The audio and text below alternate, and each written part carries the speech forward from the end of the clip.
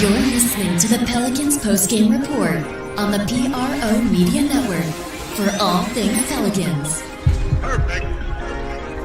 Fly Pelican, fly Pelican, fly Pelican. And I tell them that. Fly down, I'm a Pelican forever. Yeah, ain't gon' lie, I feel flyer than I ever been. We stay ballin', this New Orleans, I'm a Pelican. It's going down in the nest, wild, wild west. Come in town and you best, show us some respect. 3-point threat, I better make it rain. If it's up, then don't jump stupid like your ankle sprain. Always said, never hate the player, hate the game. Jumper where the dame late, punch a train. Post game, big Q, talking about business. Bird gang, YouTube, they ain't flocking with us. Lock up the division mission, get into the finals. Finish competition, then it's going win the title. I know this flyer than you can get. Such a threat that the ref just might call a tag. You could double, you could press, but you can't check. Right, left, slide by you like a Eurostep. Fly Pelican, fly Pelican, fly Pelican. And I tell them that birds of a feather flock together. Fly down, I'm a Pelican forever. Pelican forever. And never, and never, and never, and never, and never, and never. Say birds of a feather flock together. Yeah, fly down, I'm a Pelican forever. Pelican forever. All right, shout out to the fam, man. For all things Pelicans, you're now tuned into the Pelican postgame report. And let's go right to Willie Green and see what he got to say. 3 minutes, however, and just gave it all they had. A note, you came up short, but just on the second night of a back-to-back, the way you guys came out of the gates tonight. Yeah, we're extremely proud of their effort, their togetherness. They went out and competed. And they accepted the challenge. What? Put 2 nights in a row where we gave ourselves opportunities to win games. Unfortunately, the results aren't there that we want. We want the win, but we have to continue to do what we did tonight. We just battled, the whole game, and our game plan discipline was at a high level. Unfortunately, they a couple plays, key plays down the stretch, a 50-50 ball, I think it was. They pick it up, score. So, we just got to continue to do what we did tonight. Willie, did you like the last play at the end of regulation, CJ's three-pointer? Is that kind of what you wanted there, or what you kind of want to see there? Yeah, I was fine with CJ's shot for sure. What? He kind of held his own. What do you think about it? He missed the whole goal, bro. Incredible. What we're asking a 20-year-old rookie to do night in and night out, and he's answering the call. And we're grateful. We're grateful for his ability to step on the floor. He's tough. He's mentally, he's locked in, and it's incredible what he can do at his age. And just you think about the last 4 games, the guys that he's played against, and he's out there holding his own. So extremely proud of Eves. And what about the CJ shot? What about 18 seconds left at OT? It looked like you might have been calling the play from the sideline. I guess would you kind of see? I was just trying to get us a little settled, but CJ went. He felt it. Just didn't knock it down. Any update on Trey? Not right now, no. And just what did you kind of see? Y'all had I think it was 9 points lead late in the fourth quarter, what allowed them to kind of just get back into the game as quickly as they did. Well, I think it was that play where they hit a shot. It was a flagrant. I think it was a 4 or 5 point swing, something like that. So with our margins being small, we just have to be mindful of situations like that, because you want to go into the last few minutes with a little bit of a cushion, especially with a good team like this. And the shots weren't necessarily falling for DeJounte tonight, but it felt like one of his better floor games for you guys. How have you seen him kind of progress, as it's kind of gone along, figuring out what he needs to do to be effective for you guys? I love that he's battling, even though his scoring may not be where he wants it to, or his efficiency, he's going out, he's finding his teammates. He's super engaged on the defensive end. Tonight, 6 steals, 15 assists, 8 rebounds. I mean, that's incredible that he can impact the game in so many different ways. And he's just got to continue to stay with his shots, get to his spots, raise up, and keep playing the way he's playing, and it'll turn. What does it say about Jordan to have the start of the first half that he had, then to take that shot from DeAndre Jordan, and then to come back in the second half and really carry the offense for stretches with Trey gone. Just the mental fortitude of that young man in that situation. Yeah, you're right. Hawk he's another mentally tough young man. And even when he was dealing with, the back issues earlier, he wanted to play every game. Unfortunately, it got to a point where he just couldn't push through. And so it's good to have him back. And even tonight, he takes a hard one, flagrant, gets back up, shakes it off, and he's right back in the mix, flying around, hitting shots for him. And we needed his offense tonight. What do you do over the break? How do you regroup again and build off of what you did enjoy about and did like about tonight's performance, knowing that you have another difficult back-to-back on the other side of the break?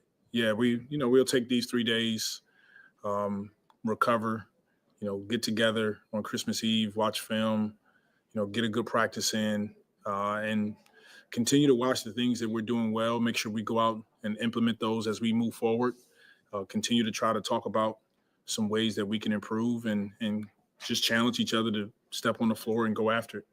Just a follow-up with Hawk. He didn't attempt a shot in overtime. Just what did you see from what Denver tried to do to take that away from him? And in the future, what do you need to do to try to get him some open looks within the offense? Well, just get him into action a little bit more. I think they put Murray on him, so trying to get some of those guys into action with Hawk. And, that's the ebbs and flow of the game sometimes. Sometimes he'll have spurts where he's got it going, CJ, Trey, the rest of those guys. And for us, it's just about him recognizing I got it going and get into the action right away. There were a lot of spectacular individual defensive efforts. Eve Missy, right, late game block. CJ had one. I want to highlight Hawks. He had 2 blocks stopping Denver on that one transition play. Can you just talk about a little bit about that play? Have you ever seen somebody of his stature stopped Aaron Gordon? And I forget who came in afterwards, but those 2 big blocks seem to signify just the way you guys are still playing hard almost on every possession. Yeah, he's a winner, and we call those winning plays. Turnover, missed shot, transition. You don't give up. You go try to block it. CJ saves it. He gets another block steal. Trey comes in, and now we're off in transition. It's plays like that energizes your team, that it ignites you. And all of our guys just they fought, and they got to continue to do it. Is another sign for you that's a sign of resiliency is when Trey Murphy went down. It would have been probably easy to let go of the rope after this team's had so many significant injuries. But your team, as you mentioned, we've seen fought like crazy in the fourth and in overtime. Yeah, for sure. We're super blessed, man. I got a great group in that locker room, and these guys they bring it every night. And some nights, it doesn't necessarily look like it, but they come to practice every day with energy. They step on the floor and they're giving everything they got. And I continue to encourage them that things will change for us. We just got to continue to stay with it and stay together. When you did What? Just think to yourself, seriously, again? Did you have some kind of thoughts like another injury? No, but just quick prayer for him, and hopefully it's nothing serious. Yep. Thanks. Mr. Stop, y'all keep talking. Huh? You keep talking, man. And you shut the up. Right. Shout out to the fam. Appreciate y'all being in the stream, man. That was Willie Green, man. Doing Willie Green type things, talking about the team. And once again, I think that's 6 straight in a row for the Pelicans right now. 6 straight. It should be about 7, right? I don't know. I'm gonna have to look at it. I could have swore it's the losing's so much that it's hard. Because I think it was 6 last game and not 9-7. I don't know. This will make 7 because we was talking about that on the last show I was on. That was we was at 5, and you was like, I said they're gonna make it to 7. Q, you said what you talking about 7? It'll be 6. I said the Denver game. It is 7. Oh. It's 7. Yeah. It's 7 on the back-to-back. Yeah, 7. Don't worry. We got more coming. Just wait. Okay, so big ups to the appreciate y'all being in the stream, man. Man, it's a lot of funk going on. The Pelicans had an outing where they were scrappy. This is another one tonight that the Pelicans should have won. They were in control, and then they weren't. And this is the caveat that we talk about, the same thing we talk about the Pelicans not playing a full game. Denver took advantage of it. They were able to capitalize off some turnovers by the Pelicans to get close.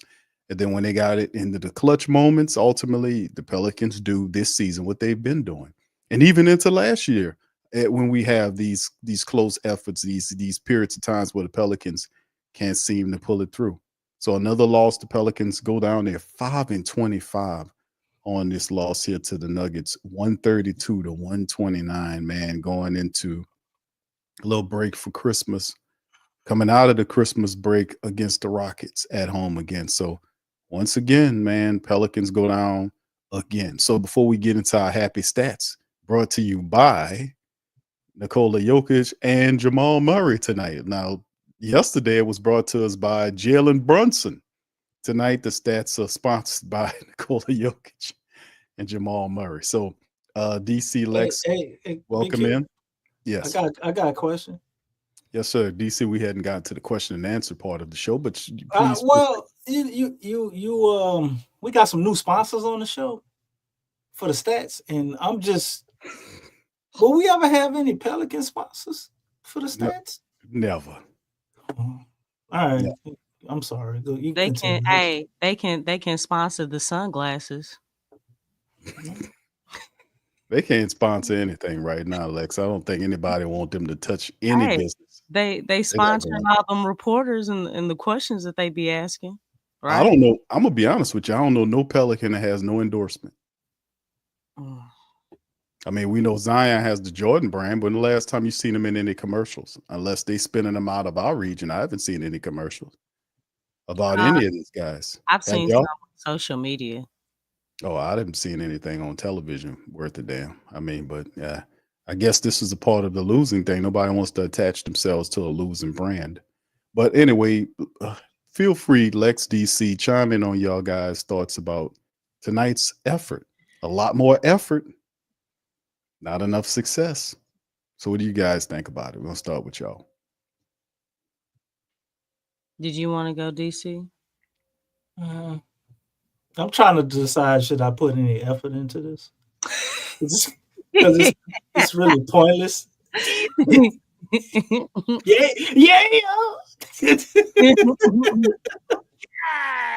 Oh my God, y'all crazy. Because, like, man, it was the most exciting Pelicans loss of the season. How about that? That's a good title. Yeah, because this is a like a holiday thing. I was actually entertained, but it's almost like that sounds like a holiday theme, DC. Yeah, okay. Well, I'll make a holiday analogy. You know when like when you was a kid and you got something for Christmas, but your mama still wrapped it up under the tree. Okay. And it's Christmas Day and you go and open it, but you already know what it is. So it's like you kind of excited, but not really. You already know what it is. Okay. Yeah, DC, here goes CJ. I mean, DeJounte's on the mic. We'll come back to you in a second, brother. Thank you, brother.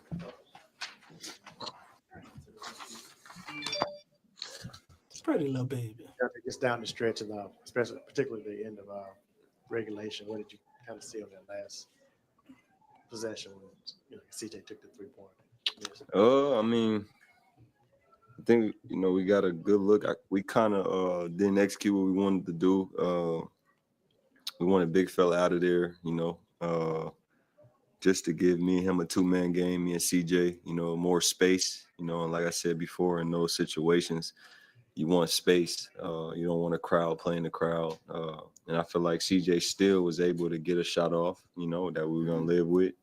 Just more space, more room to operate, I think, going forward. How tough was it just to see Trey go down late in that third quarter, considering, everything that's happened this season? I mean, it's tough, seeing just all these freak injuries, mentally it's tough, because, I see guys like that just work hard every day.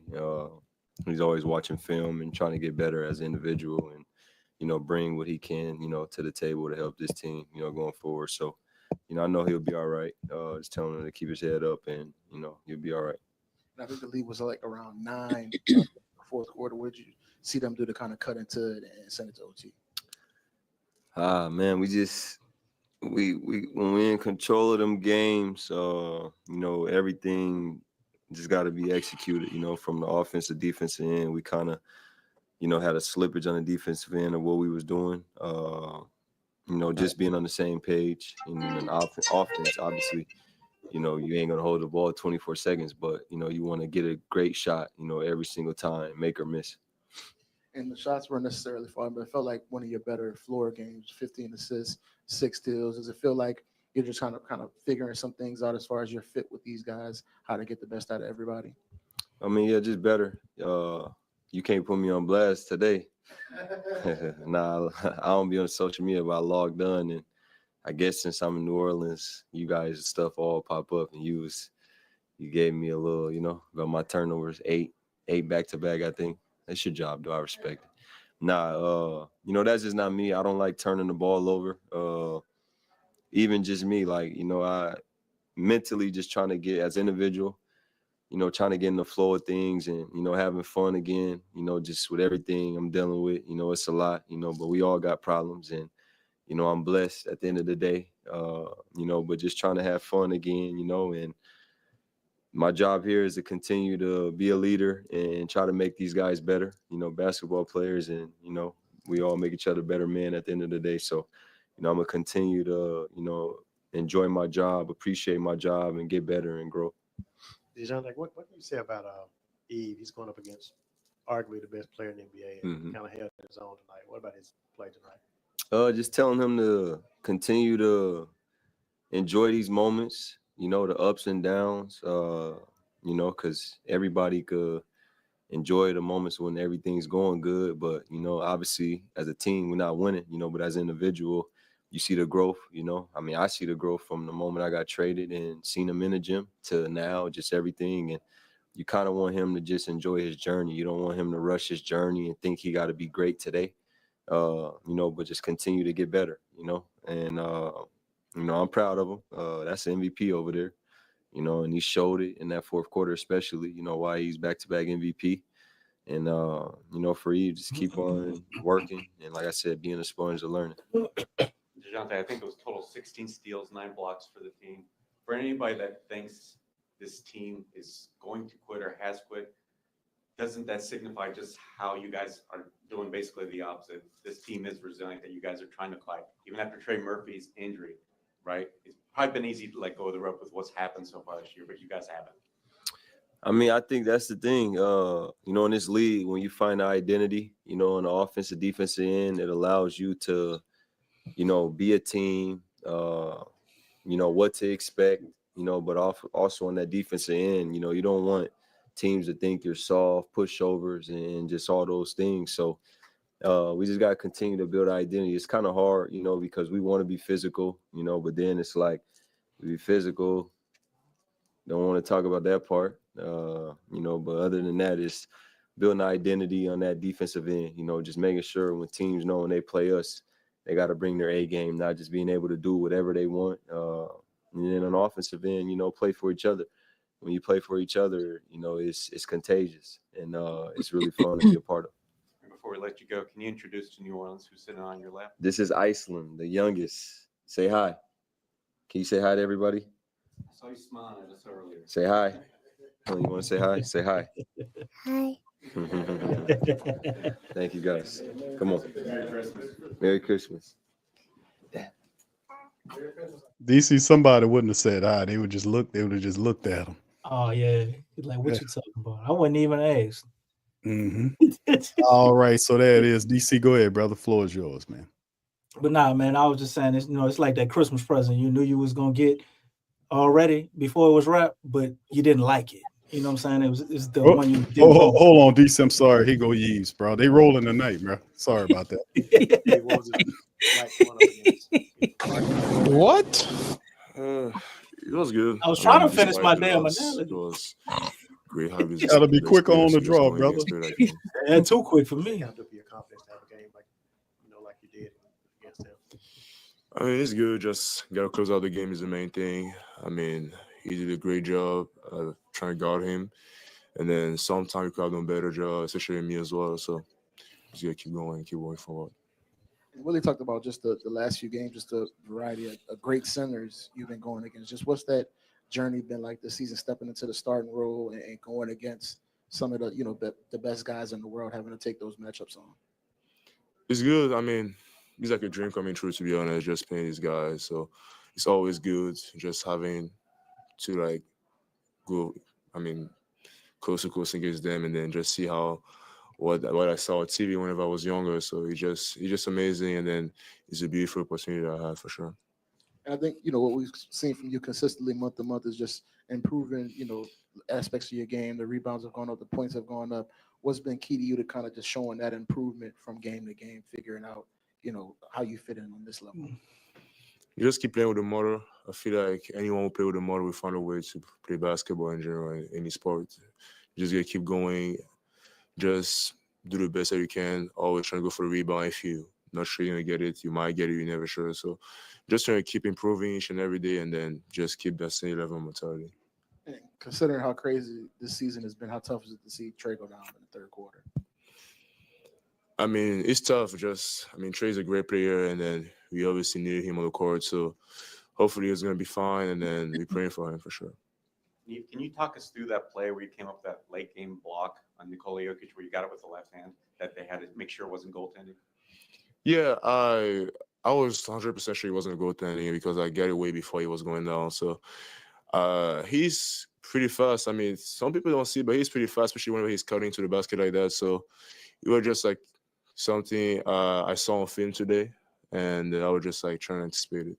Do you feel like you had to block it with the left though because of the angle and everything else? Yeah, I had to go with the left because if I went to the right, I had to turn my body. So the left was the quickest one.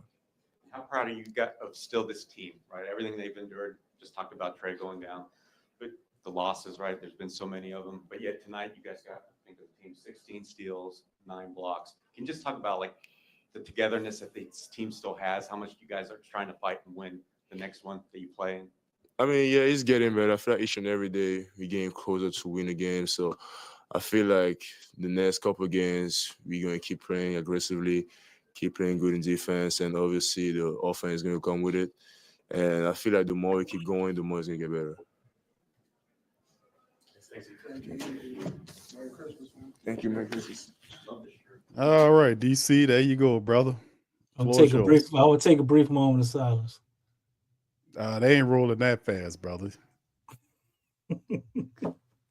Well, anyway, this Pels game, man, it was a little excitement, but when it was all said and done, I knew it was at the end of it. No matter how encouraged I was, I knew they were going to lose. Matter of fact, I wanted to believe the opposite, but it was like not a doubt in my mind that they were going to win. They were up by 17, Q.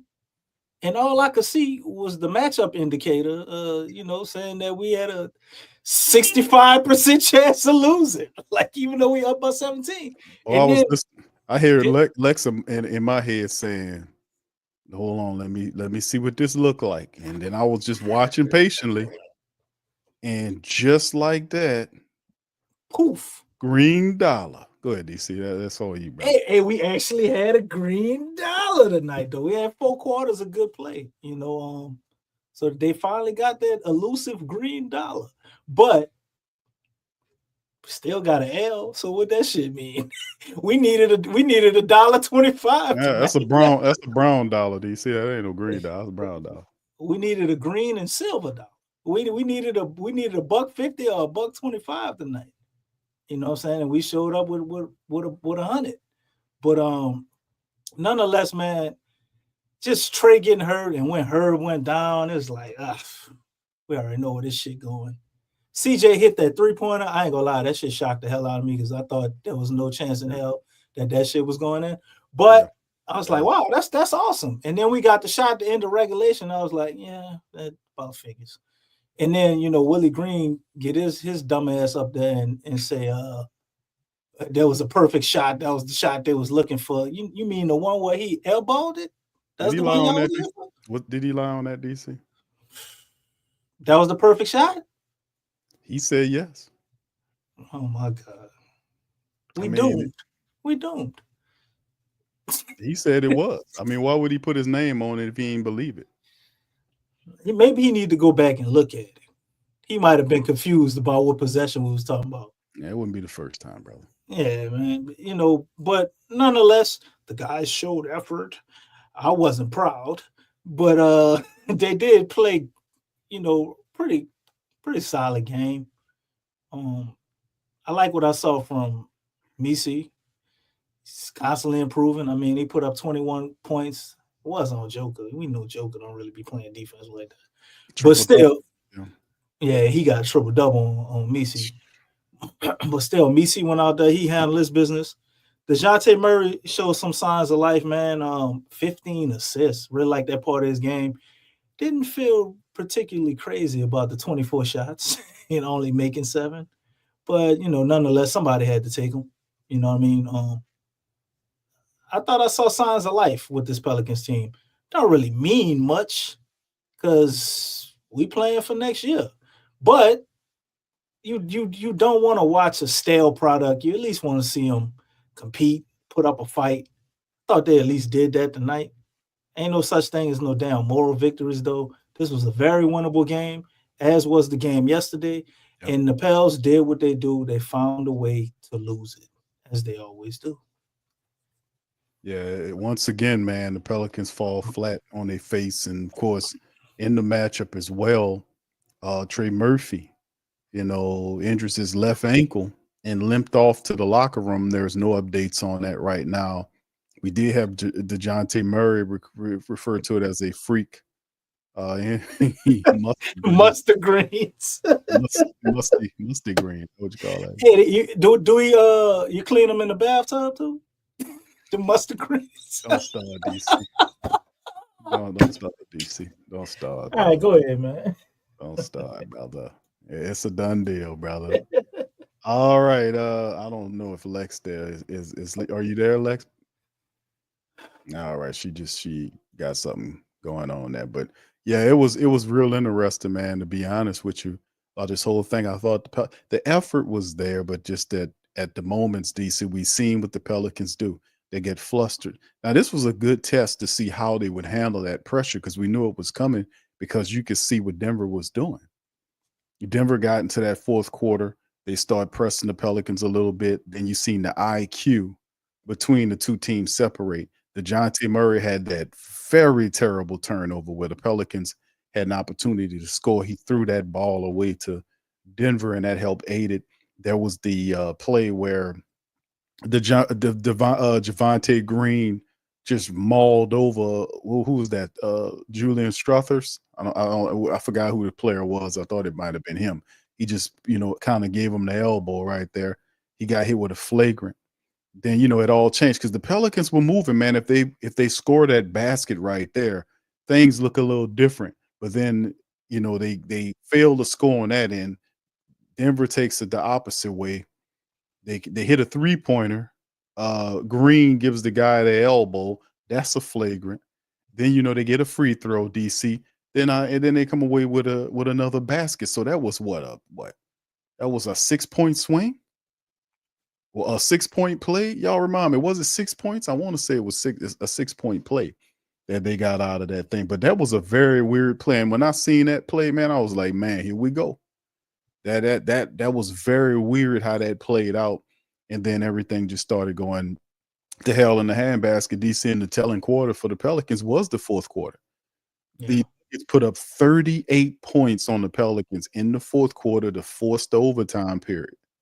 They put up 38 on them. Yeah, I got a question for both of y'all.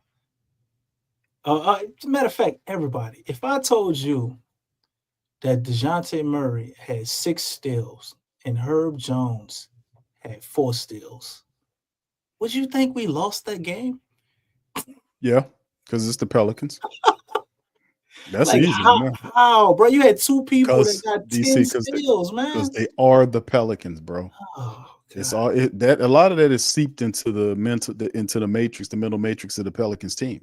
They're expected to lose. Like if you watch some of these games, it's the efforts there. You can see they're trying to do something, but it's always some unintelligent play that occurs that stop the team from winning the game. They'll have a crucial turnover. Somebody will miss a foul shot. Somebody will let somebody go on a defense. They'll have a poor defensive rotation. Somebody will take a poor, and that's the thing. You watch them like, okay, this, you got to play here, you got to play there. You're looking for. You put CJ, like you said, CJ McCollum shot really surprised me when he hit that jumper. And then when we seen later on in the fourth quarter, CJ pulls up and takes that shot, a bad shot, not a smart shot at all. And then, of course, even the commentators were making mention of the fact that in two of those possessions late in the game, the Pelicans did not circulate the ball inside of the 3-point line. Both of the game defining shots. It was CJ he hit the 3-pointer, so I guess he just felt like he should have a green light to shoot the other two. The last shot we had, when we was in contention in overtime, I thought he went down there and jacked up a stupid shot, man. He didn't have a lot of time. He had enough time, though, to get a better look than that. He just ran down, got a midi, and just like threw it. It was almost like felt like the shot clock was already going down. He still had some time. So I don't know, man. It just looked like a little bit of too much hero ball, man, as far as at the end of the game. Well, that's the thing. Well, I was talking about the test is like you bring DeJounte Murray and it's supposed to be for those times. Well, what set is your coach calling for DeJounte Murray to run? I didn't see DeJounte Murray just supposed to. Offensively speaking, I didn't see him call any sets. I didn't see him. He just standing up there with his hands folded. I didn't see him. If we looking for DeJounte to be the guy to kind of the general to maybe if Willie ain't throwing nothing out there, he call his own plays. I think DeJounte can do that, but I still think we need more time. This dude wasn't here for training camp with us. No, I'm sure he was here for training camp with us. Yeah, I'm about to say what you talking about. He wasn't here in the beginning of the season with us, is what I meant to say. What? He wasn't here in the beginning of the season with us, is what I meant to say, because he got hurt. You need 10 games in. You still got to get comfortable, doing all that. I think with whatever philosophy we running. So I guess CJ comfortable with it. Right, but see the comment is to keep it away from CJ McCollum because he'll start jacking up ill thought shots. Like he hit the big 3-pointer later, in the game to kind of keep him ahead a little bit, and then he comes back with this other shot that just was an absolute brick. So it's and then right DeJounte had an air ball too. That was a little earlier, but in the end, man, what we see is what we've been seeing, man, which is the fact that the Pelicans just simply don't have it. They don't have it. They don't have the IQ needed to win in these close situations. And even though the Pelicans were winning, Denver meticulously, patiently wore the Pelicans down. Then they went right to their guy. And the bulk of the production for what you're seeing for the Joker was in the clutch moments of the game. Like in that third, like I just talked about the 38 points they put up in the fourth quarter alone. A great deal of that was the Joker wheeling and dealing, making passes, and he finished with a triple-double. So he was just doing what he does, man. And the Pelicans just gave up the victory. So what you made mention of it 2 times in a row. The team once again fails to take advantage when they're supposed to. They had 2 wins in hand and more than that during the season, and they just can't close. They can't play full games, and that's what's killing us right now. That's the main hurting thing. All right, so anyway, let's what we about to get to, DC. We about to get to your favorite part of the show. We hit the stats. What's up, Jay Black? Shout out. He said keep the ball out of CJ's hands. You right, brother. That's Absolutely. Right. Absolutely. All right, here go to like a black hole, man. Yeah, go in there, don't come back. Yeah, CJ McCollum, boy, my goodness. All right, anyway, 50 of 108 Pelicans had 108 attempts in this game, DC. 50 of 108 for 46.3%. They were 12 of 40 from downtown for 30%. 17 of 24 from the foul line for 71%. Y'all know we lose by 3. Pelicans make some free throws. This might be a different game, man. That's the whole thing. 17 of 24. Anyway, You look at what Denver did, they were 49 to 97 for 50.5%, 10 to 33 from downtown for 30.3%. They hit 24 of 32 from the foul line for 75%. They also had 54 rebounds versus the Pelicans 43, 14 of which were offensive rebounds by the Nuggets. The assists for the Pelicans, they almost got 40 tonight. 37 assists versus 34 by the Nuggets, 16 steals versus 10, 9 to 8 on the block. So the Pelicans won the assist game, the steal game, the block game, kept the turnovers to just 15, giving up 22 points off. Denver had 22 turnovers and gave up 27 points off it. There's no way Denver should have won this game tonight. Fast break points 70 to 64. Pelicans lost that fast break game by 6, and then you see there. So, and then we kind of move on to the offensive side of it, the individual statistics for our Pelicans. 24 points from CJ McCollum in 39 minutes, 8 of 21 from the field, 4 of 10 from downtown. He did have 9 assists and 6 rebounds to go along with that. 21 points apiece for both Trey Murphy and Yves tonight. Trey was 21 points in 27 minutes. He was 9 of 16 from the field, 3 of 7 from downtown, 8 rebounds, 3 assists from Trigger. Trey with 2 steals. Like I said, he left the game with an ankle issue. We'll get an update. He turned his ankle, man. I think he's going to be fine. I mean, he walked off under his own power. Yeah, he limped off. Yeah, we see him. 21 If he would have been really playing for something, they probably would have put an ace bandage on him or something back out there. Well, the thing is, we got some time now, with the break here to kind of, and there's no reason to kind of rush him back out there. And it's not like the Pelicans are going to do anything. 21 points from Yves.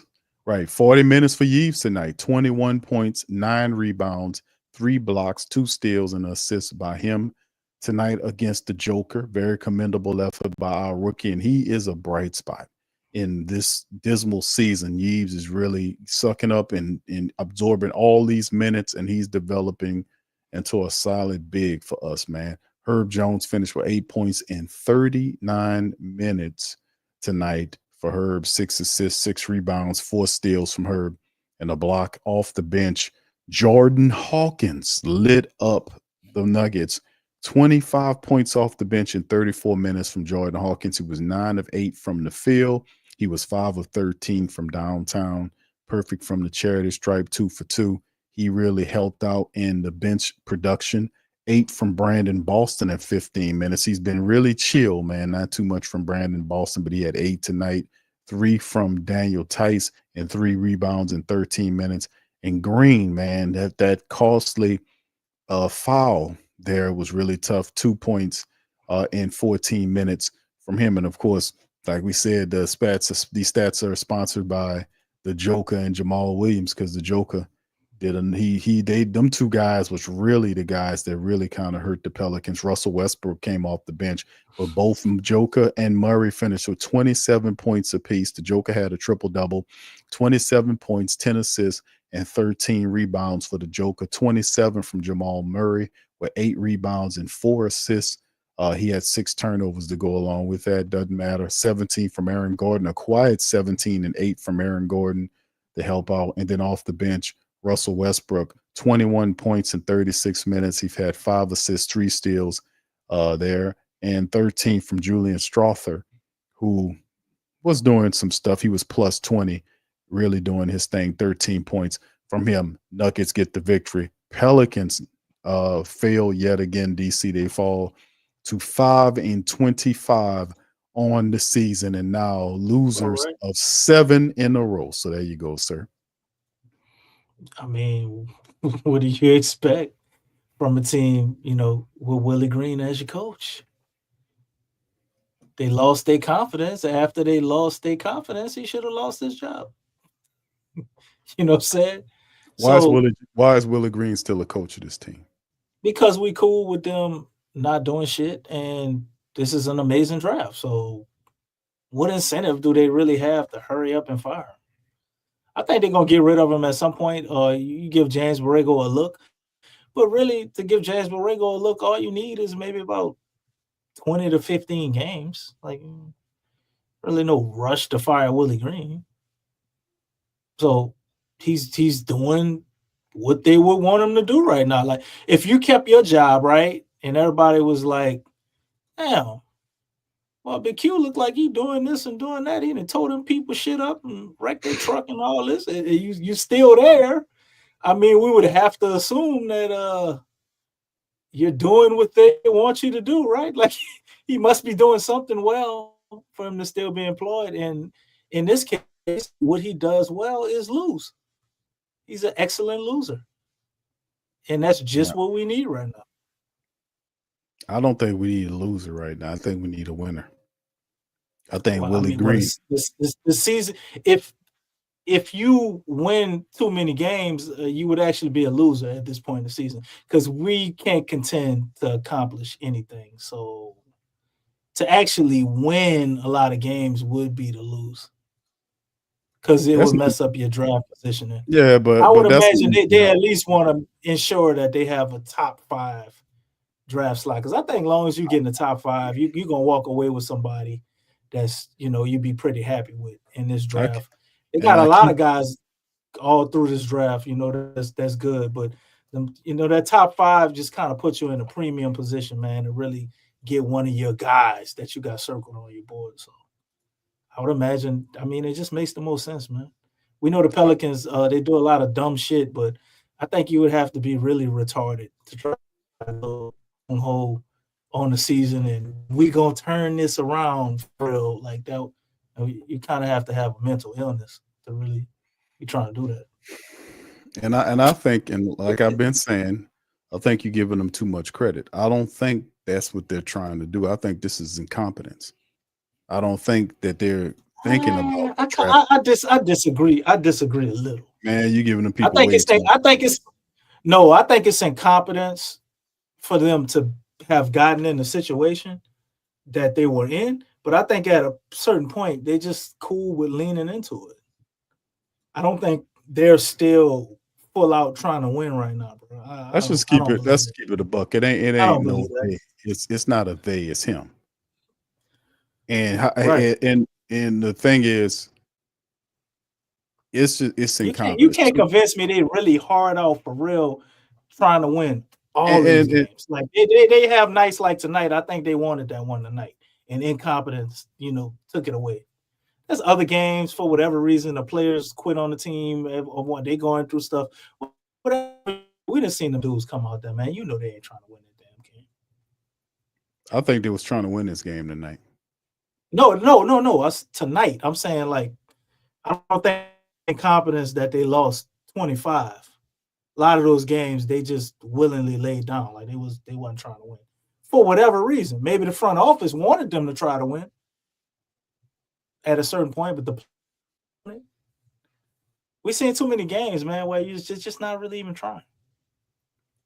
Yeah, but that's due to that's poor coaching though, DC, to get these guys ready to play every night, man. That's what we seeing when you don't see them. So you would think a front office that wants to win, they wouldn't fire the poorish coach. At a certain point. Once it was at like 4-16, 4-18, 5-20, like come on, if you're really trying to win, you gotta get rid of this dude.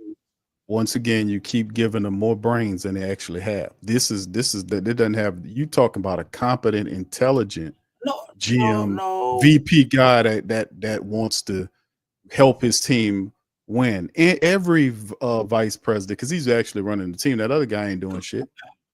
That Bryson Graham dude has the power to fire Willie Green, and that's the correct course of action. Well, your team he's following David Griffin's lead. Okay, you always got to remember that statement. Once again, I said that's an actual statement from Bryce. He has the power to fire. He's a general manager. He has the power to fire Willie Green. I'm saying what part of he's following David Griffin's lead? Don't you understand? Listen what I'm saying, brother. Once again, you don't get what I'm saying. I said he was a puppet. Hold on, listen. I said he has the power. Okay, you heard that part, right? That he has the power to fire him. Right. But the power is getting kind of hectic. Well, exactly. Now you're getting it. So this is the thing. What I'm saying is, at the end of the day, a competent leadership would fire Willie Green. it will fire him because whatever he's doing, they're not receiving it. Because you watch the last couple of games are like we watched the Pelicans literally attempt to win the game, like especially tonight. They wanted this one bad, but when it got down to the get down, they started doing all of They the need that self extra sabotage oomph, man. stuff. They started doing all the self sabotage and stuff. Then Willie Green leans into injuries. Well, we this that, and we know we having issues that and the third. Man, listen, bro. This is a Willie Green situation get here. up there and look Well, defeated every press conference. Look at it's him.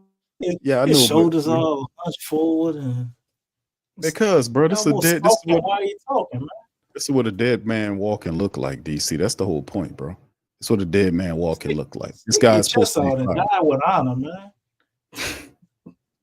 If he had honor, he would leave. He's not gonna go nowhere. He's gonna sit on top of the team and collect a check. But this is the thing: is the leadership. This is not a competent leadership. That's the point. We giving them too much credit, talking about they trying to lean into some type of soft rebuild. And listen, this is the point. It's bad leadership, it's dumb leadership, it's failure going on, and the guy is trying to save the team in his own stupid ass way, which is not working. Ultimately, the thing that he could do to help the team win is fire this guy, because people are not going to start watching the Pelicans anymore. I mean, they're not going to be filling that stadium up, and you ain't going to be able to trick people by funneling them down from the higher parts of the stadium down to the lower bowl and tell the cameraman not to pan up there. A lot of this shit ain't going to be working anymore when the product just keeps losing. It's an embarrassment. So at some point, somebody gotta fall on the sword for this. You cannot go out and sell injuries are the reason why the team is continue to lose when you have enough players to win like tonight and yesterday. It's the same story. It's not gonna work. And then on top of that, for the draft thing, yeah, it's a good draft, but do you really trust these people to draft the right players and then acclimate them into some type of offense when they don't even have an offense or a sense of identity at all? The Pelicans do not have an identity.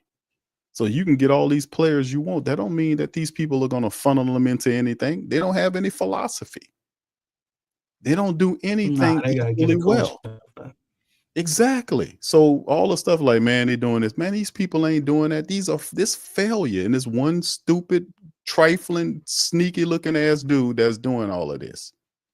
So at some point, we ain't counting on them. It's up to the support base to stop going to these games. That's what it is. Stop going to these flipping games, man. Stop going there. And that'll force these people to fix this shit just like we did on the Saints side. This is ridiculous. I got you. Willie Green, there's no reason why Willie Green should still have this job at this goddamn point. There's no reason for it, bro. None at all. There is none, and that's my side of it. Where I'm saying David Griffin is slimy, slippery. We call him clever. He has a mental illness. I heard that last show, even though I wasn't here. I agree, but he's a lot of things. Q. He's not stupid. He's arrogant. He thinks he's the smartest person ever. Hell, make him stupid. Yes. I ain't gonna fight. Yes. I don't like him anyway. You got to be the smartest man in the room. What that make you, DC? That does kind of make you an idiot if you think you're the smartest man in the room in every room. Like sometimes maybe you are the smartest man in the room, but every time, like, ain't nobody smarter than you. All right, whatever. But my whole point, we know, and you sat here and stated for multiple shows prior to this season that he was setting Willie Green up to take the fall. When the season was going left, and it was all I'm saying is they continue to lean into it instead of realistically trying to fix it. And you know how I can make that point, and what made it more obvious to me than anything, and I think was that when I started saying pre-tanking, when they cut Alfred Payton. Alfred Payton did nothing but help us be a winning team. He was low risk. He didn't take money. You know what I'm saying? He didn't have no ego. He have a leg to stand on. Dude trying to get in the league. He got 21 fucking assists. Matter of fact, was it 21? It might have been like 24. Was it? It was 21 or 24. I know it was I don't like remember. 20 plus. Yeah. Dude almost broke a record in assists. And we lost that damn game, not because of him, because of our coach. Right? Yes. And who do we not the coach, we get rid of him. So we couldn't utilize Alfred Payton off the bench with the shit we dealing with. I mean, I would have put Kane in the Like, street. It's shit like that constantly shows you get nothing from Daniel Tice, right? You have made no effort. Okay, you cut Alfred Payton. Daniel Tice ain't giving you nothing. Trey Jemison always in foul trouble. He ain't really doing nothing up penance. We ain't at least add a big man. Like, we don't even have a backup center. And they have no desire to try to get one. It's just too many things, man. As bad as Willie Green is and incompetent as he is, the Pelicans don't do anything to help. Nothing. Willie Green made this to his coaches. But at least from a roster standpoint, I think getting rid of Alfred Payton was stupid. He's not the defining factor in us, having a winning season or not. I ain't saying nothing crazy like that. But I'm just saying this is a player that obviously was a positive for you that can help. And you get rid of him. When one of the biggest problems we was having with this team is goddamn turnovers. You know who didn't turn the ball over? Alfred Payton. He got 21 assists, and I think he had 2 turnovers.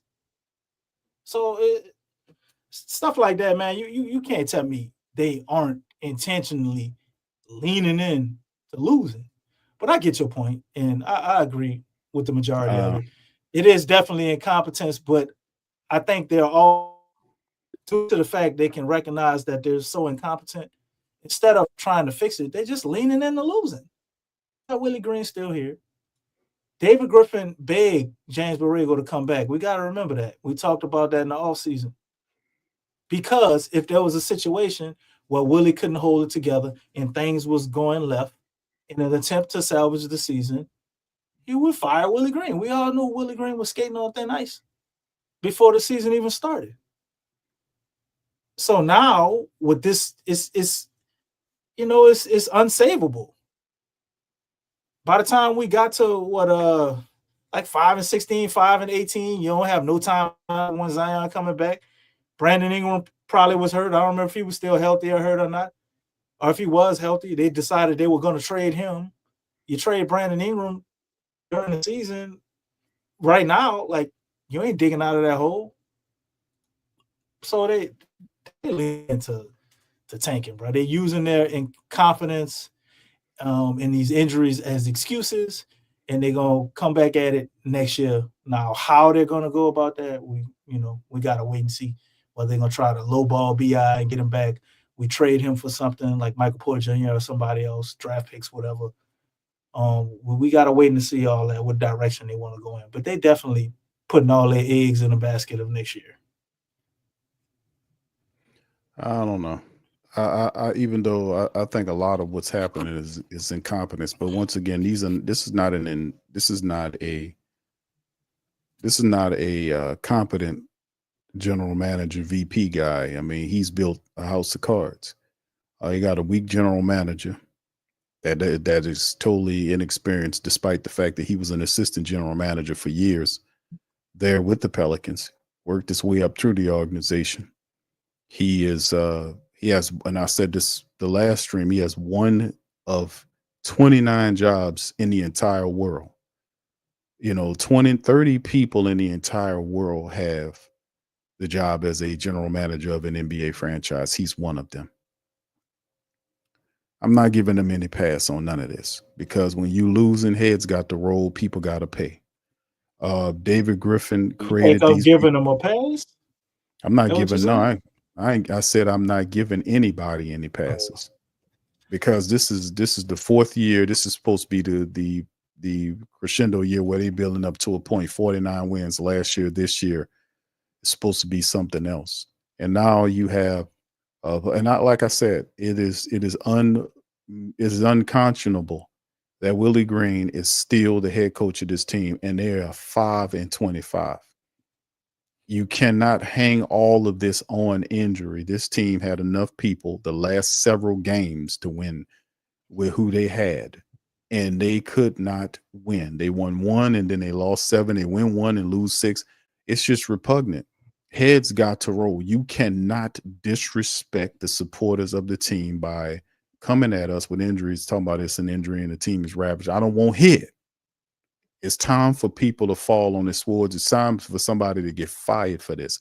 And the moment they fire that guy, watch how fast the Pelicans start picking up wins. So once you fire him, it'll have the opposite effect.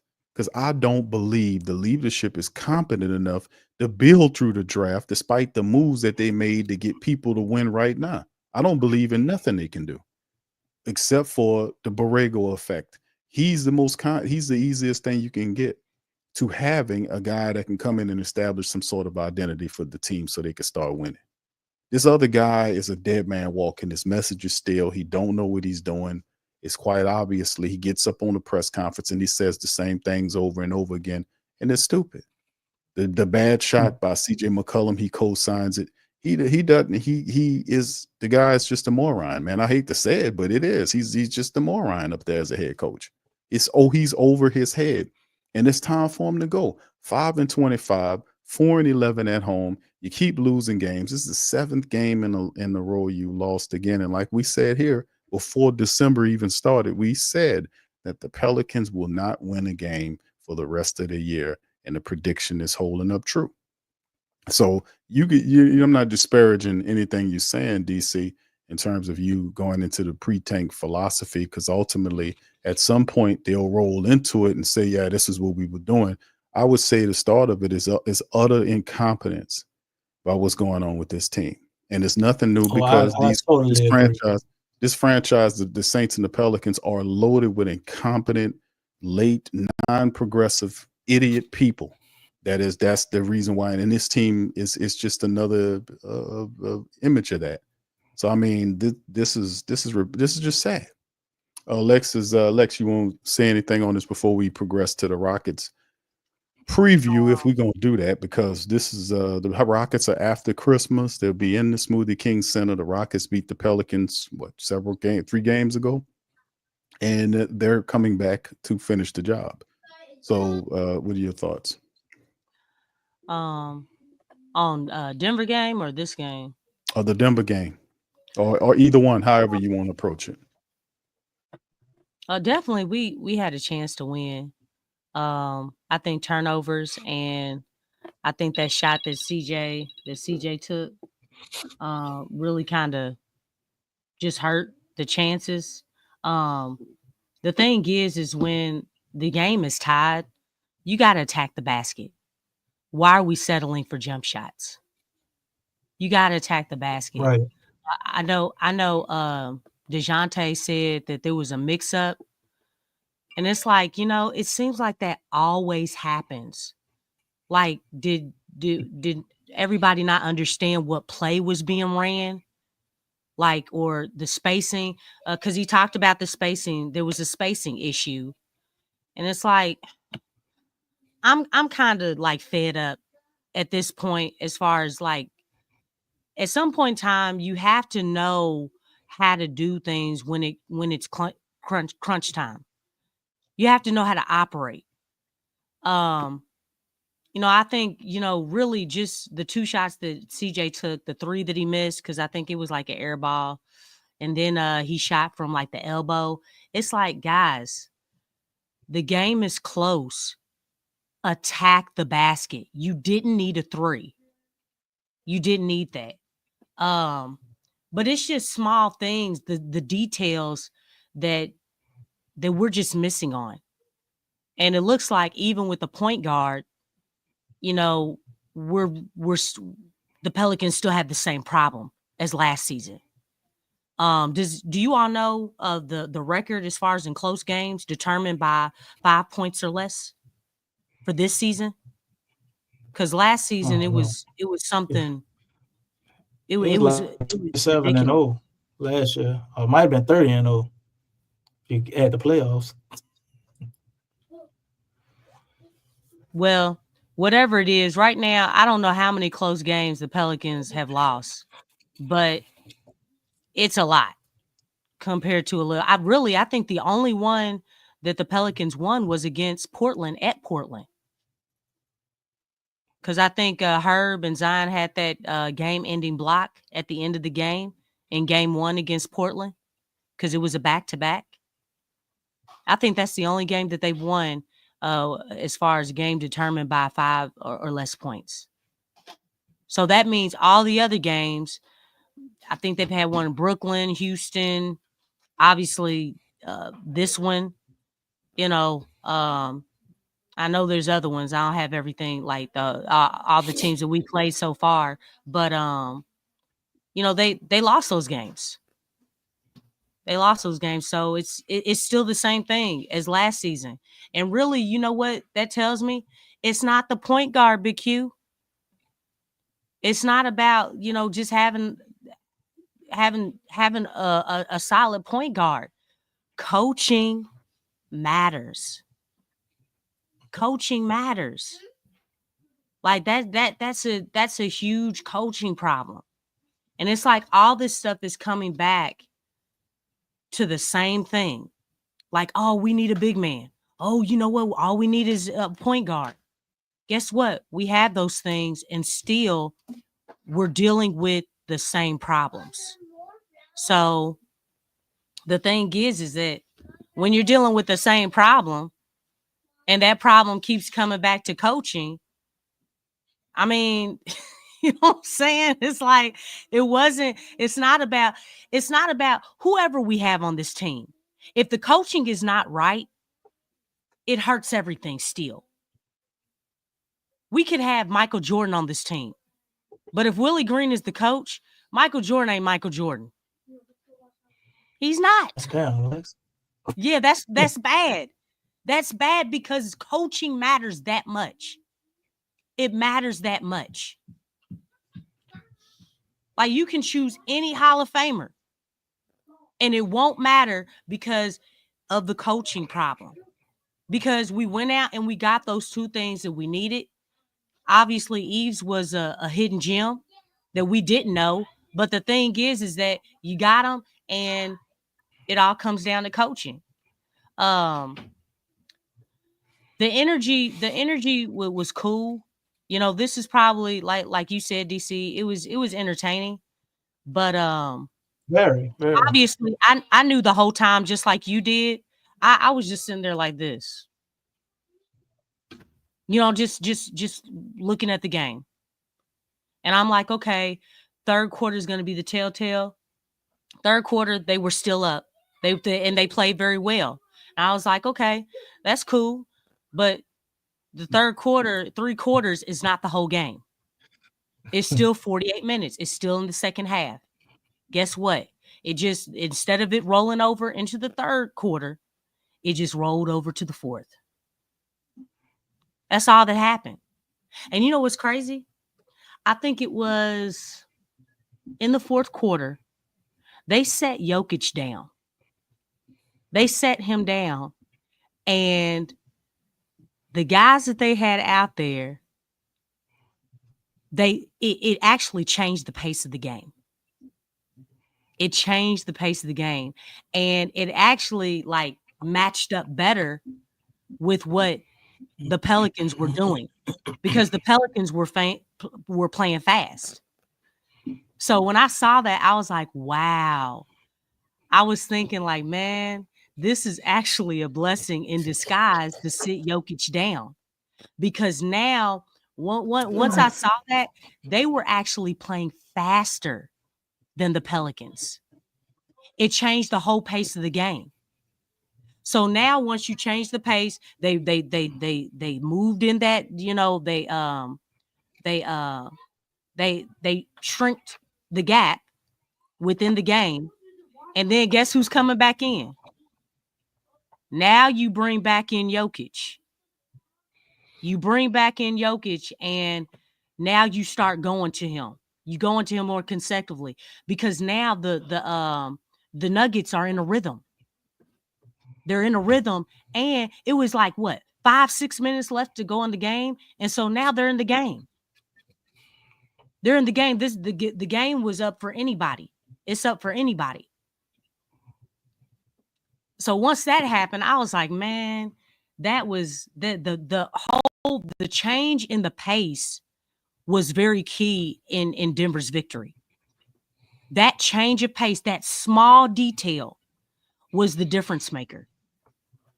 Because the Nuggets actually exceeded in the pace. They exceeded the pace once Jokic sat down. They started playing faster than the Pels. Then you bring Jokic in. Now, guess what? You got champions. You got guys who can execute well. They don't make a lot of mistakes. They don't get rattled in crunch time.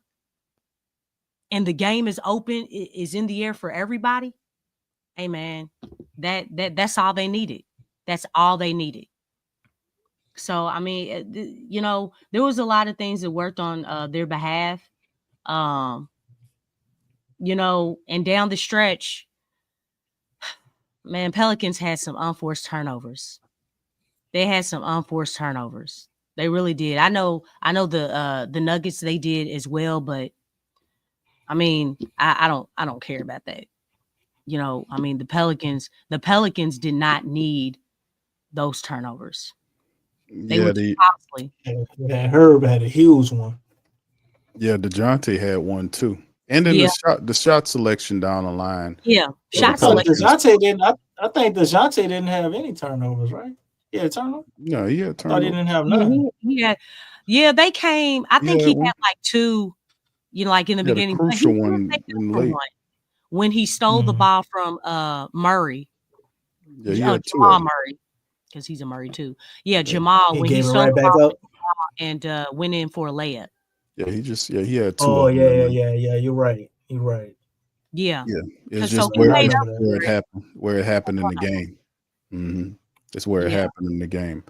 Knicks 100. They're not gonna move the team to Seattle, man. They got contracts tying the city to the state. Why do people keep saying that though? Because people don't know what the fuck they talking about. Two new expansion teams. Like they probably saying that teams. Because you don't need to move nobody there. I mean, it's them people tied in down here, man. They don't want to move the team. They're trying to get a new arena and all that. But the thing is, you have to have a better product, and that's the thing. Yeah. You can't just take anything anybody give you. That'll make you a dumbass, bro. Yeah. So, I mean, it's the same thing when y'all put pressure on the Knicks all the years. And besides, the NBA wants a pro basketball team down here. That's already established in Seattle, and Las Vegas is going to be getting expansion teams. Why do people do that to small market teams when you have teams like the Knicks? I remember the Knicks lost for a long time, man. They sucked for a long time. I've never heard nobody say y'all should move to New York Knicks. Like I don't get that, man. What does that prove? Because we got horrible ownership and a front office, that mean we don't deserve a team? I don't know why they said what they said. You see, I don't know. I think it really puts supporters in a tough situation, because obviously New Orleans supporters, they want a team, but it's like, look at the product. Look at the product. It's like, so it's almost like, hey, y'all don't need to complain too much. It's almost like being in between a rock and a hard place. So when you think about somebody, talking about selling the team, 9 times out of 10, if you're selling the team, because I honestly feel like Gail needs to sell the team. She knows absolutely nothing about basketball. She's not putting the people in place that want to win. Look, I want the team to stay in New Orleans, but it's like, why do you have to put up with a poor product? You want the team, but you better not complain too much. You got a team, don't you? Like, no, you want a team that's winning. Nobody wants a team in their city and it's a poor product. Why am I being punished? Why are supporters being punished for wanting a team But it's like, oh, well, you know what? Since you want a team so bad, so we trained you and conditioned you to, hey, you got your team, but you know what? We're going to do whatever the F we want to do. And you're going to put up with it and you're going to take it because, the thing is, you said you wanted a team, but nobody said that they wanted a horrible product.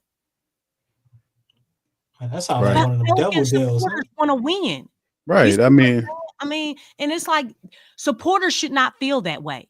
You shouldn't make supporters feel that way. Hey, the only way you can have a team is if, hey, you got a team, we do whatever we want. Because if you don't let us do whatever we want, then we're gonna sell the team and we're gonna take the team to another city. That's awful. That's white male at its finest. I mean, we did that. For the arena, the lights, the parking. We paying everything. But see, it's levels to this. Like, it's levels to how you approach. But it's going to be like that. Well, it's going to be. Supporters feel like that. Because the thing is, the team don't come to you in an intelligent way. They're not approaching you with any logic. They'll lose that conversation. They know that. These are not stupid people. They know exactly what they're doing. They're not approaching and I don't like you the with fact logic. that they treat the supporters like they idiot, like they idiots. Yeah. Like, well, no. you're a fan, and as a fanatic and a zealot, that's how they view. Yeah, that's what it is. That's how I go. But when you start talking like Mickey Loomis say, he don't listen to fans, huh? You don't listen to fans. Who listens to a fan? Well, I'm not a fan. I'm a supporter, dog. I'm an investor. I'm a stockholder. There you go. But who listens? But who listens to fans? But that's the question I ask. Who listens? Who gonna listen to some zealot? I had to listen to a fan in the summer of 2007 when it had no AC. I had to listen to the fan. That's pretty good, DC. I'm pretty sure that's why it's so hot on the island, brother. I mean, y'all have a few fans that rolling, that sea breeze thing. Is it hot down there in Jamaica? It was actually after Hurricane. What hurricane was that? DC, was that an attempt at a joke? Nah, that was the truth. You said who listens to fans? I was just saying that. Say it again. I had to listen to a fan in the hurricane season / summer of 2007. I had to listen to that fan. What? The AC was out. Okay, I got had to you. listen to the fan all night. All right, there you go, DC. I hear you, brother. The AC was out. I got you. You asked the question, bro. Just, you kind of volunteered that, brother. We appreciate you. Well, you asked the question, man. Did you know? I thought this was a safe place. I'm gonna stop volunteering information. I wasn't talking about that type of fan, DC. I was talking about a fanatic, a zealot. Damien got a question he been wanting to ask. He made sure to reiterate that. He put this up here a couple of weeks ago, so I think we should go ahead and answer Dame's question. Say, hey fellas, I asked you a couple of weeks ago. Is it showing now that since Gale took over these franchises, it seems like the teams have gone down the drain? Mm-hmm. Very dramatic, DC. Very dramatic. It's very, very bad. Yeah. Yeah. He says, your thoughts. I think so. Marley said I just threw out a dad joke with the family. I think so. Everything that's going on with the Pelicans. You're correct, Marley. It's embedded in their system. It's embedded in this system. And so when you think about that, it's bad, man. It's bad. This has been because there hasn't been any growth. There hasn't been any change. Obviously with DeMarcus Cousins, I think that was kind of like the peak of everything. When he was with that team with Anthony Davis, Drew Holiday, Rajon Rondo. But since then, it hasn't been much ado about nothing. So I don't think there's been a lot of growth. They need to get people in there that know what they're doing and that know the actual sports. Let's talk about that. You know what I'm saying? Well, I mean, if you're the owner of the organization, you better make sure whoever you got, because I'm pretty sure they got people that own restaurants that can't cook to save their damn life, but they got cooks in there that can. Same thing. Not the people that make the cars know how to make the cars. They got the people that know, and the engineers that they need to create whatever they need to create them. All the people, all the machinery. So as long as you got if you don't know, as long as you know how to hire the people that do know, you'll be fine.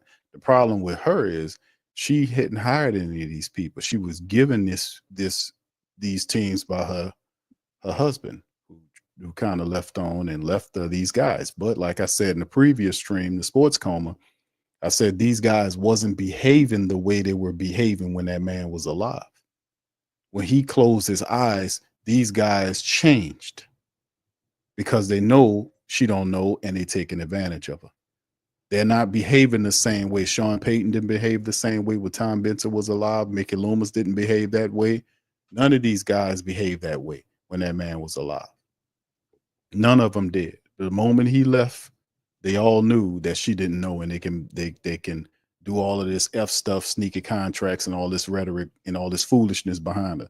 But ain't nobody. If there has to be somebody to check these people. If not the support base, then who? Because they're not doing it. And the only power you have in this dynamic is your ability to withdraw your support from the team, letting them know, hey, man, you fix this. And that's enough.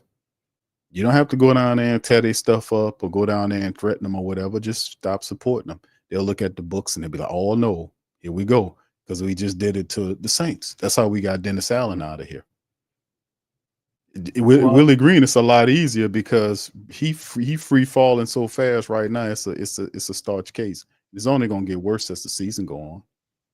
You can't then flip the script and at the start of the season, because I didn't find all your interviews and play them and sure, starting off the year, we got this going on. This is the year that we're not playing. We're going to make some moves in this year. We're going to be active. We're going to do all this type of stuff. And what part of the year did it get when it flipped to something else? That's how you got to stay on them, because he's going to try that. There's one dude that you need to pinpoint, and that's Griffin. Go ahead, DC. Oh, no, I was just trying to give my answer, but I don't really think it's specifically tied to Gale. Like the Saints, I look at it as the ineptitude we experienced with them was set in place for a very long time before Gale got there. We knew Drew was at the end of his rope many years. 2017, you can see it.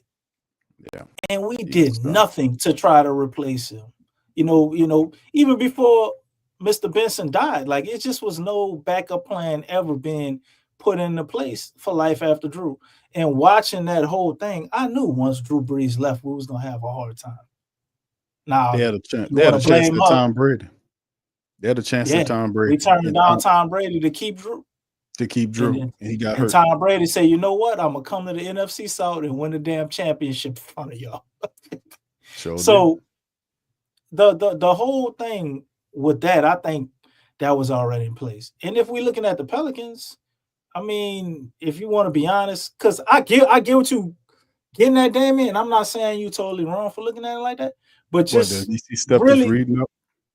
really being technical about it. When I look at Miss Benson coming into play, because Tom Benson brought the Pelicans, when he passed away, that's actually when the Pelicans got better. They were a lot worse when Mr. Benson was alive. He first when he was still alive, DC. I mean, he had just purchased them. He had that season with when AD, got put out with the Warriors. That was pretty much our claim to fame until 2018. 2019, 2020, 2021. All of those years were better years than what we experienced prior to when she had the team, to be for real. It was kind of bad, like when they first went through the run, bro. AD was an amazing player on garbage-ass teams. Yeah. He was awesome, man. They kept having a man play center, and he kept telling them he didn't want to play center. And that shit went on so long till he removed himself from our franchise. I have never seen him more upset than when they didn't sign DeMarcus Cousins. Then they went out, on top of not signing DeMarcus Cousins, they went out and signed Julius Randle. Power forward, after he kept telling him he didn't want to play center. And you know what he said in the press conference? That was the most disrespectful I see. I guess I'm playing center. Before that, that dude was like a perfect citizen, very polite, just professional behind. That was the first time I saw him start to unravel a little. Because they signed Julius Randle without telling him. Yeah, they signed Julius, and they didn't tell him that they wanted him to play 5. He just found out through the signing, I guess I'm playing center. Right. And they didn't talk to him. And that's El Gentry. That was El Gentry on the team. We knew El Gentry was You don't think Demps had I think Demps had his hand in that too? Because I mean, well, yes. it makes sense, but I mean, superstar. If he's saying he don't want to play center, we ain't got no other superstars, man. You gotta at least try to appease him now. And go sign a center. I don't put nothing past an idiot who was tricked by got the job. El Gentry got him to get him the job because he showed him some charts. Right. So he set up charts in his office. Right. So I think Miss Benson is she's definitely not the person by herself to turn this around like other owners could, where they'll step in there and demand greatness. She's kind of like a rookie to this whole thing, and I kind of view her like a new owner. Rookie a long time. She's a brand ambassador, man. She a brand ambassador. That too. Yeah, that's she counting on people. Yeah. She counting too much on people that don't know. But the people she got in place is taking advantage of her. But that's what I'm saying, though, DC. If you don't know, and see, she believed them people. She's let's just say she's gullible, because when she had a relationship with, in terms of a business relationship with all these guys, she was being schooled by Tom Benson about all this.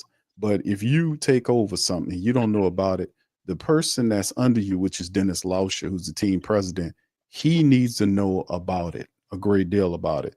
The problem is she don't know, and Lauscher doesn't know, and they hired David Griffin, who got a half-ass rep. And what I mean by that championship is LeBron's championship. He didn't do nothing but do whatever. He just was a Mickey Loomis, like Mickey Loomis was a gopher for Sean Payton. David Griffin was a gopher for LeBron James. He didn't do that on his own. Prior to LeBron even coming back to Cleveland, that guy was drafting Anthony Bennett. He drafted Kyrie, but then paired him with Deion Waiters, and them dudes wanted to hurt each other, man. They couldn't even get along. So he had foolishness going on there, and this is what he built. That's why they, ultimately they kind of got rid of him, because we know what Dennis Allen is. I mean, I call him Dennis Allen, but what's his name? What's the idiot name? Griffin. So I mean, Griffin. But this is the thing. Somebody got to know outside of Griffin so they can check Griffin. You cannot just say, okay, we trust you fully to run this team, and then the guy signs a contract. He got a sub 500 record. He signed Willie to an extension secretly, and then extends him before the season was over with last year. And I'm like, wait till the season ends, you see how he does. He signs him during the season. Next year the guy collapses. That's the caveat right there. That's the caveat right there, is the fact that he signed him to that extension, and that ties him in multiple years. And guess what? He falls through the flow the following year. So some kind of way he doesn't want to break that agreement, because he just signed him to an extension, which means he's on the hook for some kind of money. So at the end of the day, I care not about the money, but this is so bad that Willie Green, more than likely, he should be fired for this. You cannot hang this on the hook of injuries. You just can't do it. This won't work. So this guy has to go. Somebody has to take the L for all of this losing. And guess what, boys and girls, this is going to continue all the way through the new year until they probably play against the Washington Wizards. Yeah, it's just like that old saying, man. Power corrupts. Absolute power corrupts absolutely. We got the wrong people here. here. Play out with the Saints and the Pelicans, because they got the wrong people and they have absolute power to make decisions unchecked. And Miss Benson is behind them. So although I gave that answer, Damian, I don't feel like it completely went down because it's her fault, but I see what you're getting at. And there's definitely a lot to that, man. Miss Benson needs some more advisors. Kind of wish she had children, just somebody younger, who kind of can see through some of this BS and what's going on, to help her get the right type of people in place. But until she wake up to that, yeah, we just got to keep our fingers crossed, because it's just going to be more of the same. Yeah, it's a catastrophe. Dennis Lauscher is the biggest fraud in all of professional sports. He doesn't know anything about none of these teams he's the president of, but yet he's sitting on top of them. But Lex, I'm Lynn, to you as we get ready to close out. But what's your last words on what we're seeing here? Yeah, I think it's gonna be. I'm gonna just take a different take. I kind of feel like the way things are going, they may keep Willie the whole rest of this season, because they don't seem like they're in a rush to get rid of him. I know that's a stretch, but I'm starting to feel that way. They're just gonna keep him there for this whole season. I don't think they're gonna fire him. I'm looking at the situation. They don't want to fire him before Christmas? No. They didn't do it. If they didn't do it on Black Friday or Cyber, I won't fire him, but I don't want to fire him on Christmas. How about but after the thing Christmas? is, it doesn't matter. But I'm looking at the way that they're moving. They're not. Think about that. They're not. I just don't, even when everybody gets back, when Zion gets back and things, I think he's still gonna be here. It's not gonna Because work. you know why? Because we want to see. We want to see DeJounte and Zion and Brandon. I feel like they want to see that. And then after they get on the court, it's gonna take them a long time to see it. And that small time frame is not going to be really enough to determine, okay, well, who do we want to keep and who do we want to trade? I don't know, man. I just feel like they're not going to let that dude go. They're not going to fire him. And that's my take on it. I really feel like, because there's no report, no rumor, no anything. There's nothing. We're talking about it, but we're not seeing anything that's letting us know that, hey, yeah, we're about to get rid of this dude. Have y'all seen it? I seen it in terms of the team play. You talking about Willie or Griff? I mean, She said in terms of a report. I don't think they're going to fire him. Even the turn of the year, I think they're going to keep him throughout this whole season. I really do feel that way. They can't do Because that. they're not doing anything. He definitely, yeah, Lex. I'm not just Because you can't have a season and where you make it through 30 games and you only won 5. The Saints and the Pelicans are tied for wins. Do you see how? I mean, look, does this not equate to bad? Like, this is bad right now. It is, and he's but still I'm saying there. they have to separate from him at the next season. Like, if there's any type of desire to sell winning to the people, you can't go and have a disastrous season and nothing happens. It's one thing if you had like all young players and guys that need experience or whatever, then I get what you're saying. But we pulled off a trade. We went all in, in trying to win. I'm looking at the actions, though. The action. Not everybody don't fire their coach during the season, no, Lex. What action? What action? We've seen this before. No. We have. The but thing is, the Pelicans are not thirsty to win. They don't have that pedigree. They don't have it. And so the thing, like you said, there's no pressure. What action you looking for to signal to you that they will fire him once the season is over, that you're not seeing? I understand he's not being fired during the season right now. But what action would you need to see that would make you confident they're going to get rid of him? Let me ask you this. Are we still looking for the Pelicans to try and win this season? Are we totally locked in on the tanking? You know what I'm saying? Like, is this supposed to be a win now team? Yep. Okay, so you can't be win now. You're 5 and like, what's 25. the vision here? What's the direction? And if everything you said, yes, Big Q. So if all that is true, that's what they said. The plan was the plan when they came in. Why is this nigga still here, man? Why is he here? Why is it taking you so long? What? Okay. Why Y'all what are you talking about? so long. I'm not trying to be mean, but it's like you got to be kind of ornery. If that is the goal, if the goal is to win, why is this dude still here? Why are these dudes? Why are you taking so long? Why are you taking so much time when if you put, and we've all seen when Borrego steps in, we see that this team plays different. And I know that's a small, that's a Hold small on, DC, let sample. Lex cook.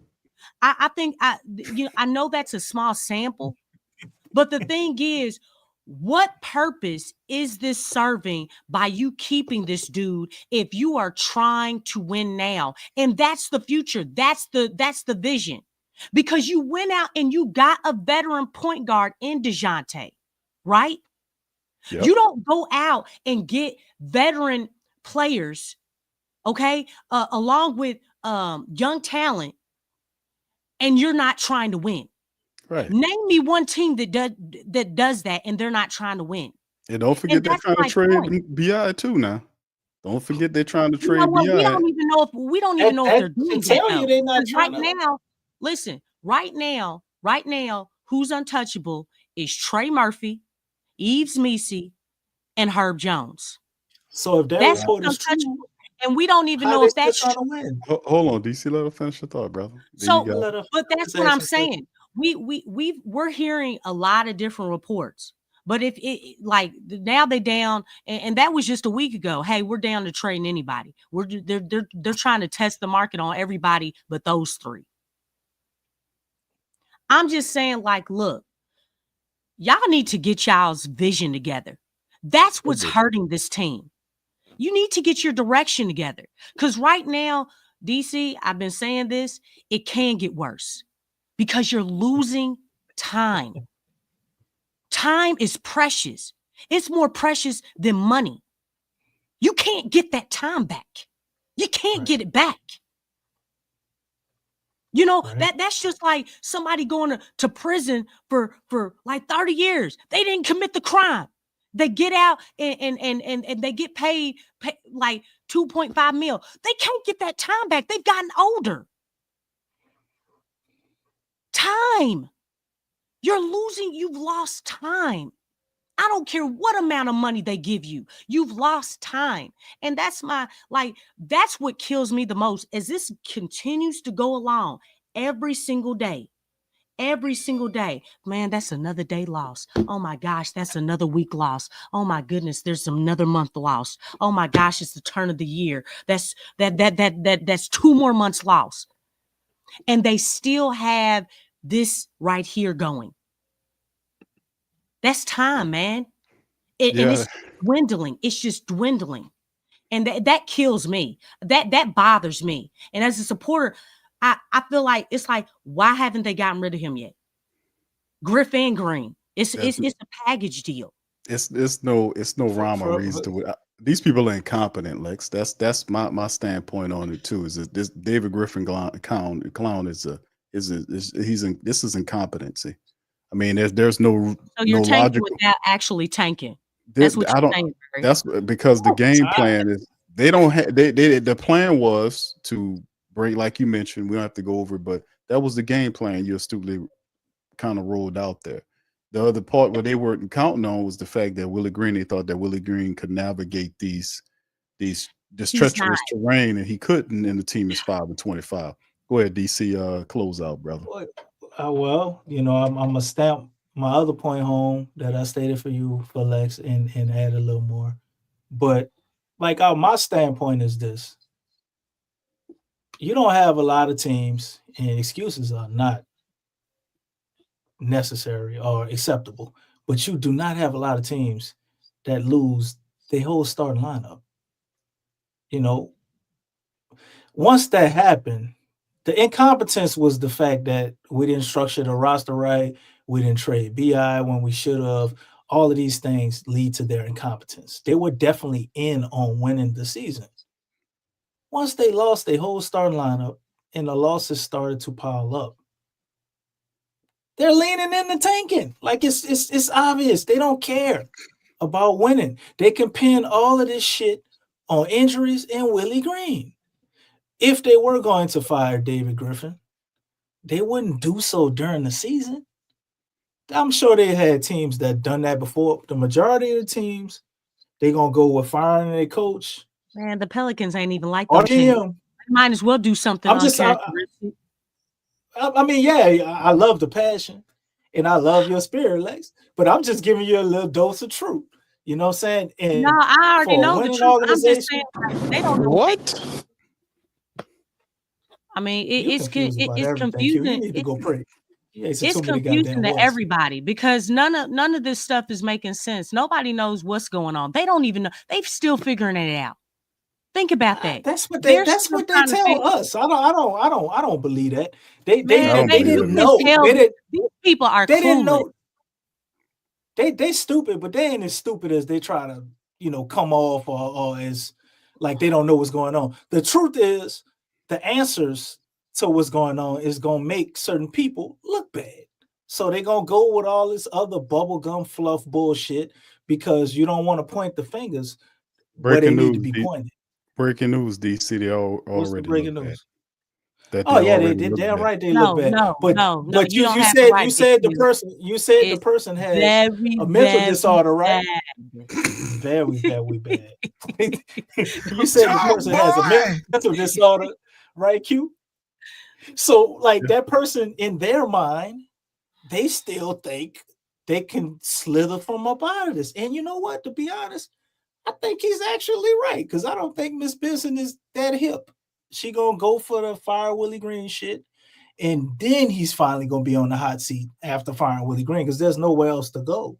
Trajan is out of here. You can't blame Bryce. This is the person you picked to train up. So if Bryce fuck up, that's on you too.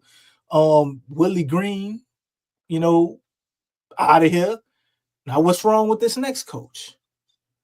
Zion gets traded, or if Zion, God forbid, Zion comes out and requests for a trade, it's over for David Griffin. Because I think that's the number one reason he put in place. They got him because they thought he could manage the Zion situation. And he's failed miserably with that shit. He's been shoot. So- He's got that under control. The power struck little thing. You know what I'm I don't saying? know. Right. I'm not Sup- completely I mean, sure either. you know, Super power struck. yeah. But as far as them showing signs of firing Willie Green, you're not going to see it. Because the whole thing is they trying to have this united front of being behind him. They still gassing Willie up. Well, it's okay. Yeah, they stuck on family. They stuck on being body and family. You know what I'm saying? Nobody believes in that. Bullshit. It's bullshit, Lex. They don't believe that I shit. know. They telling Willie Green all of this bullshit. And like Q said, Q pointed it out. And he just has a different endpoint than I do. He said Willie Green is a dead man walking. They walking him up to the slaughter. They telling Willie Green everything he need to hear to stay comfortable in his losing. You hear me? That's why he ain't making no drastic changes. Obviously, the man don't want to lose. He losing sleep and shit. But no, he I does think he'll want probably to lose. be. I don't think he This wants dude, to. I think he's psychologically for the last 2 seasons. He's been playing. He's psychologically programmed. He ain't even playing checkers, and he ain't nowhere near playing chess. It's in his psyche. Yeah, I don't. I just think he don't have is. He don't have. He's a he don't have. He don't want to He lose. He wants to win, but he does not. He don't want to lose. I don't see it. Nah, I don't see it. Man, I wish okay, y'all could see me when I'm out coaching my team. Because let me tell you something, it's a huge difference. I'm sure you're gonna bring that fire. And I've seen winning coaches, and he doesn't have it. Hold on. I see it in his demeanor, in his face. I say he don't. In the boy, in his timber. So you think your man go out there every game and he wants to take an L? That's what you're saying? Yes, he shows it. You know why? You know why? Ask me why. Ask me why, Lex. Why, Lex? Because Lex, not this all coaches dude are created equal. will not go and do his homework. How many close games? How many close games? How can you say that you want to win and dude, you don't go and study plays? You don't go, you're not studying your team. You're not putting guys in the right place. You don't have It any looks like plays. trigonometry to him, And Lex. you know you don't know any plays, and you're not going to go do your homework to learn plays. But Lex, you said it yourself. Look, hey, man, let me tell you something. A coach who Uh-oh. wants to win will go out of their way to learn and grow what they need to grow in. They're going to go and learn the game. The game does not stop growing. You have to continuously learn. When you stop learning, you're not growing anymore. That's in anything. You have to continue to learn. You have to continue to step outside of your comfort zone so that you can grow. You can't stay stagnant. Look, I've said this many times. When I look at the league, I'm looking around the league. Do you see how aggressive these teams are on trying to win? Yeah, They're we've seen it tonight. changing pieces. They're trading. They're trying to develop their guys. Like they're aggressive. Like look at the West right now. Mm-hmm. Like teams are really trying to compete. They're trying to compete. What are the Pelicans doing? They're delayed. They're like sitting ducks and you're not moving. When you're not moving and you're just standing still, you're not growing. The game passes you by. That's what happened to a lot of coaches. You know what, Big Q? You talk about staying, right? You talk about how the game passed him by. How many times has that happened to coaches? They're All the stuck time. They're stuck in a timeline because they stopped growing. Usually that happens with winning coaches, though. Okay, well the thing Yeah, you is, can't talk look, about losing coaches, DC, because but losing the coaches thing don't matter. is that that's what happens. You cannot think that, oh, I'm gonna keep doing what I'm doing, and year after year, the game is evolving. The game is changing, and you have to be able to grow and change with it. And that's what's happening with the Pelicans. They're not growing or changing with the trends of the game. Man, look, listen. Who are they talking about in the like 2 years on media day? They weren't talking about the Boston Celtics, the team who just won the championship. They're the defending champs. You know who they talking about? They're talking about the Warriors, a team who won the championship how many years ago? Somebody tell me. That's the idea. Yeah, but You're see, that's stuck. You're stuck. You're not with the times. Why is anybody talking about the Boston Celtics? Everybody trying to play like the Warriors, though, Lex. No, yeah. but the Boston Celtics have transcended that. They've evolved that.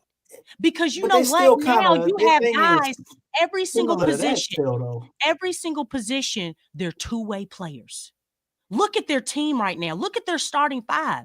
Yeah, but Willie don't come from that coaching tree. Willie comes from the West Coast side of things. That's why he attributes a lot of his bullshit Man, if to this what's ain't going no on West with the Warriors. Coast thing, this is a league thing.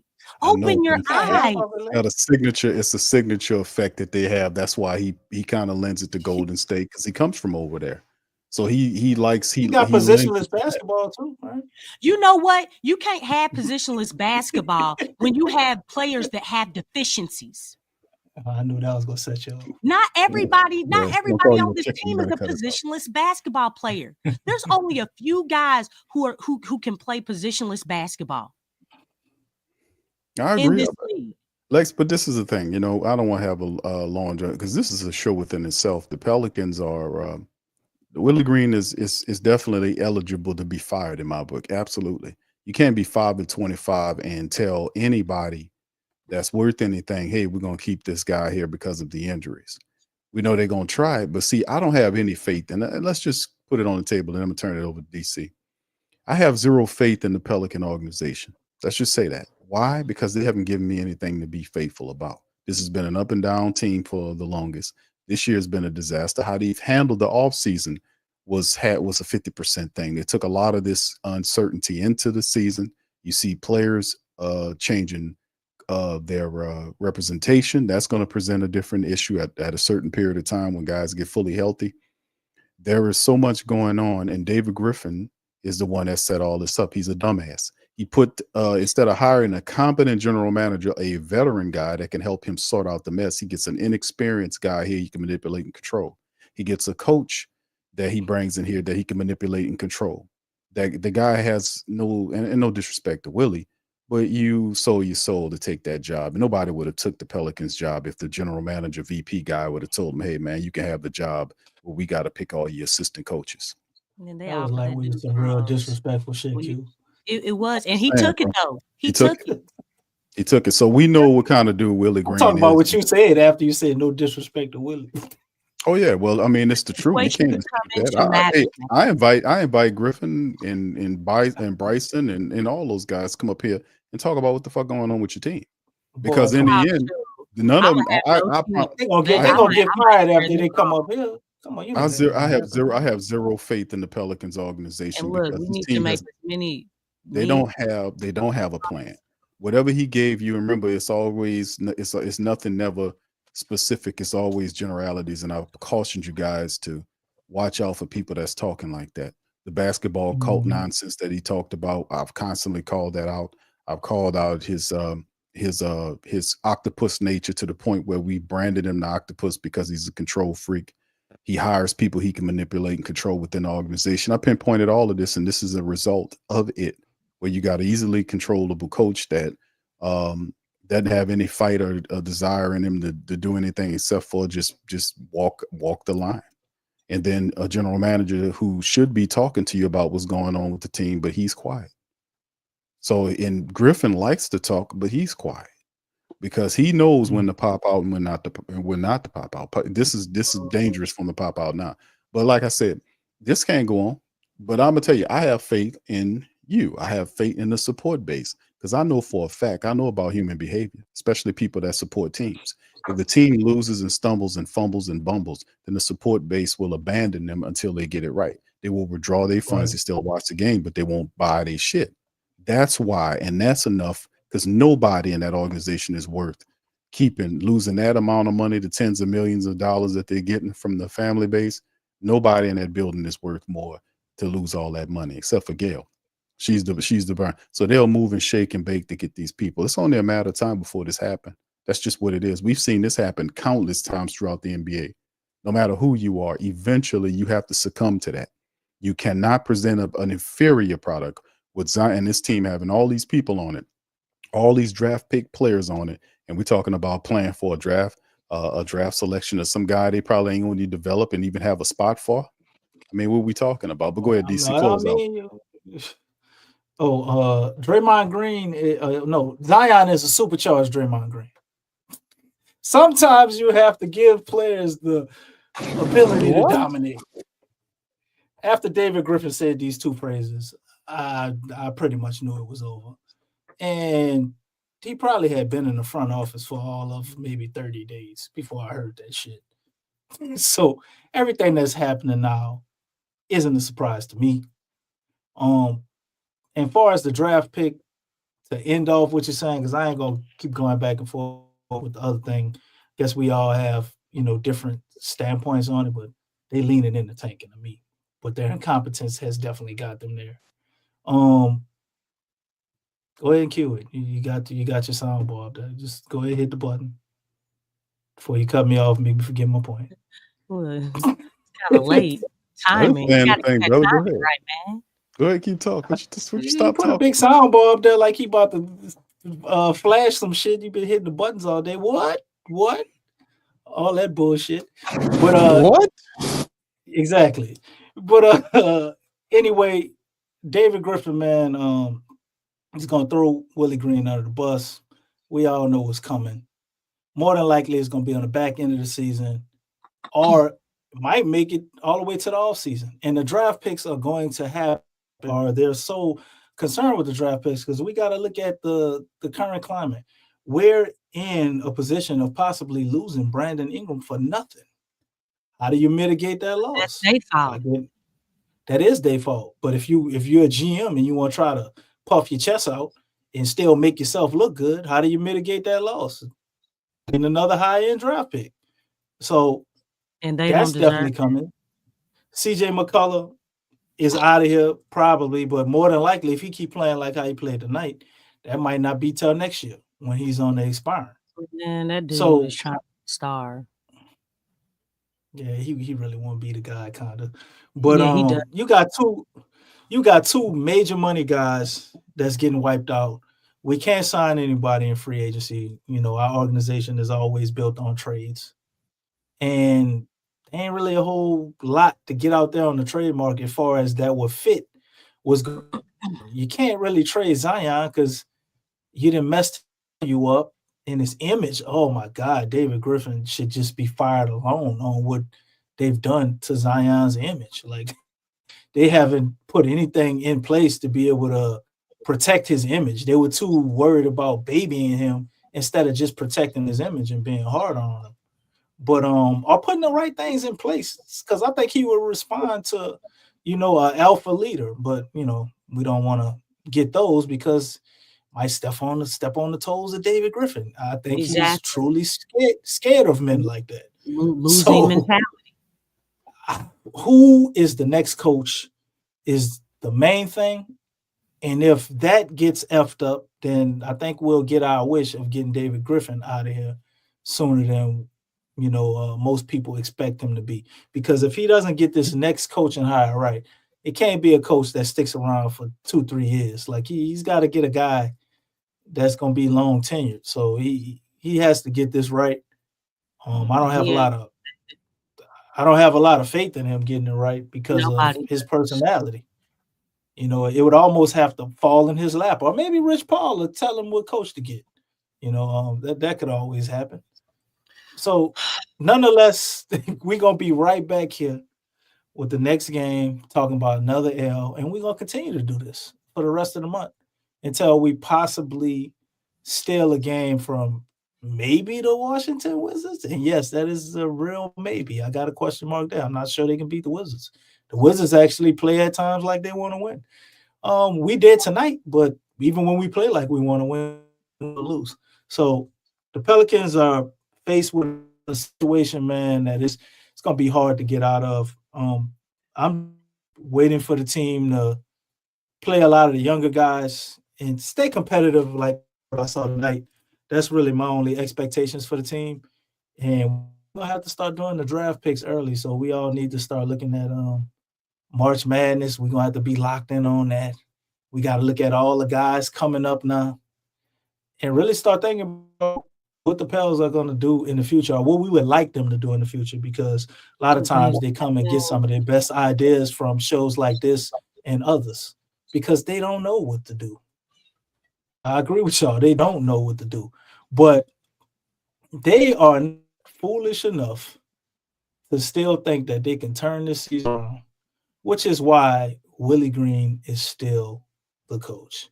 And he will remain the coach until whenever they decide to move on somewhere towards the end of the season and give it goes maybe a 10 to 20 game sample size look of what he could possibly be and see if he'll be the next coach, because maybe that's the next coach and they already know that and we don't. And they just showing them to us. Who knows? All right, DC. Appreciate that, brother. Did we already talk about the Houston game? Yes. No need. You want to give a quick prediction on that game, Lex? Where's the game gonna be at? It'll be in the Smoothie King Center. It's here, baby. It's still. Nah, I said that for a reason, DC. Oh, I was waiting for your punchline. Does it matter? It really don't. You know what I'm saying? Look, you know the funny thing, man, Lex, you were supposed to be on that. when you over there by the Smoothie King Arena, you know they got the Superdome over there, and they got a place called Championship Square. Oh, and Lord. every time I Isn't it pass just Championship Square to the left, Championship Square. God damn, Q. Every time I look to the left. You have any more insight you would like to add on that? Or can I just finish my statement? That's what I thought it was. Go ahead, brother. I think he's trying to imply what was that? Him. What was that, Q? interrupting him. I said I just said it. I thought it was Champion Square. I didn't know they call it Championship Square. That's what I thought. I don't know. Go ahead. Go ahead, DC. Okay. Well, Thought you was talking about a different Champion place. Square, Championship Square. I actually said the location. You know. Oh, okay. Right My outside the bad. Superdome and by the Smoothie King Arena. You know. Oh, But every okay. time I walk Okay. past it, and then I look at the Smoothie King Arena. Is that right, Q? Did I say that correctly? Yeah, they got two. One in Jamaica. I mean, no, you got it right, brother. You straight. Hey, just It is letting y'all such know, a James is in the building. Cool Runnings Okay. Arena. all right. What's that in James? Yeah, It's he such an just popped oxymoron. in. It's such an oxymoron, man. You see that, and then I just look to the other side and I see perpetual losers. So Mhm. hopefully Which side? Both the that'll arena and change stadium side? at some point. No, at least the Saints. We know we even built a little history over the last 15, 20 years. You know, we got a championship in there, playoffs here, there, bunch of players after 09 still. But the Pelicans, though, man, it's like all that to say. That's why we don't have a home court advantage. Because when you think about it, you see losers. We have even our arena says loser. You know, Yeah. like if you Ain't go in nothing. there, some of the seats and shit is just trash. You know, the food That's to awful. represent New Orleans, it really ain't that good. Like all Hey, the that's why I great stuff said we got. if you do go up in there, you Bro, what are gotta you talking fast about, and man? pray. I'm talking about the arena and the fact that our arena screams loser because our Mhm. arena ain't shit. It don't house enough people. We're actually below the standards, you know, in the NBA for that. Yeah. It's old and outdated. Matter of fact, sometimes I might pass by the arena at night and then, you know, I say Smoothie King. That mug might say smooth, and the other letters are blacked out, and it say Kung. Don't even have the G for the king. Like, oh, come on, man.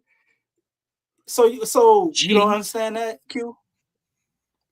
You got SMO. All the other letters, they don't light up at night. Mhm. Then you got KIN. They didn't pay the bill, DC. They didn't pay the bill. No, the light, no, Lex, they paid the electricity bill. You know how I know? Because they take it out my goddamn taxes. We pay the electricity bill. The sign is messed up. He ain't lying.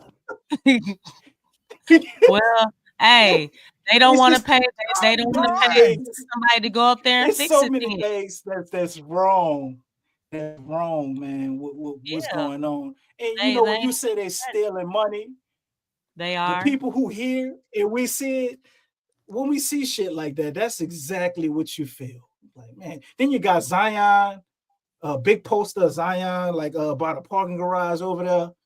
And I'm like, man, Zion. And then you look on the injury report and he's out indefinitely. Like, well, damn, this is the 10 game I came to the season. He's still out indefinitely. Got a big ass sign of him over there, like you can see him or some shit. It's just so many things wrong when you're looking outside. I know for a fact, as well as Big Q, if I'm a player and I could ride past this shit in a bus and see all this before the game, you don't think these dudes be ripping the shit out them during the game, saying some of this shit that I just pointed out to you? On top of the fact that we 5-25, it's almost like a disadvantage home, unadvantage. Because they ain't be proud about being at home, other than the people, the supporters in there. We're wonderful people, man. We bring great vibes and energy. But you ain't really giving the people a whole lot to bring great vibes and energy too. So Yeah, that's we because ain't it got ain't no consistent. home arena advantage. If you don't bring it consistently, you know, it's not going to be first nature, which is actually weird. You know what? What you said earlier, DC, like the Pelicans actually played faster. You know what I'm saying? You saw the pace that they were playing with. But in order to play at that pace, you gotta bring the energy. You have to bring it. I said the last time, like, for this team to be depleted like it has been, they can't take any time off during the game. You have to bring it. Because that's one thing, effort, heart, will, energy, that's something that the other team can't take away from you. They may be able to take away shots, but and then as far as the whole philosophy of the game, ball movement and player movement is the hardest thing to guard. It has not changed. It's the hardest thing to guard. And we've seen where the team, they move, but then all of a sudden things become stagnant because CJ may start dancing, and then he starts feeling himself, then smelling himself. You know what I'm saying? When you start playing stagnant, that hurts everything that you have going on. You're basically changing the whole complexity and the momentum of the game, all because you had one person on the squad who wanted to go one-on-one. And they did that for consecutive trips down the court. Like you can't do that stuff. But when it comes to energy and you're talking about pace, you have that pace because you from the jump, you're coming out with a lot of energy. And that's why I always like, what do we need to do? Big Q, you asked that same question. What do we need to do in order to win this game? You got to come out with the right energy. That's the first thing. And not only that, you come out with that high energy, you can't match the other team. You can't match them. You have to exceed their energy. Then sustain it. Yeah, exactly. And then sustain it for 48 minutes. Now that's the problem. Yeah. But the thing is, they know that they need to do this, right? But they don't, that's so inconsistent that they start reverting back to going through the motions. Going through the motions and nobody's moving, you're losing 50-50 balls, you're not getting rebounds. And guess what? For this team, because you don't have like a Dennis Rodman on this team, okay? The team has to collectively hit the boards. You can't rely on one or two people to hit the boards. It has to be everybody. And you know how I know that can happen? We have a prime example. When you look at OKC, they don't have Chet Holmgren, and for a while they didn't have Hartenstein, but yet they were leading the league in rebounds. OMG. Are you serious, Lex? Yes. They were without their bigs, and they were out rebounding teams. You know why? Because it was a collective team effort. The energy and the effort was there. They wanted the rebound. You gotta want it. You can't teach that. You gotta want to win. You have to want the possession. And then you gotta want to give it to pay, let the other team, hey man, yeah, y'all gonna pay for it. We got this rebound, we off to the races. You have to have those things. And look, they knew that once they found out that they were without Chet and they were without Hartenstein, they immediately knew what was up. Hey man, it's gonna take all of us to get those rebounds. It's going to take all of us to win those 50-50 balls. We got to want it than the other team. We got to want it more than them. When you have that type of mentality and it shows in your play, that makes a huge difference between winning and losing. That makes a huge difference. And then you add that when you add having a great coach that can put you in the spots. And you know what? Look, listen.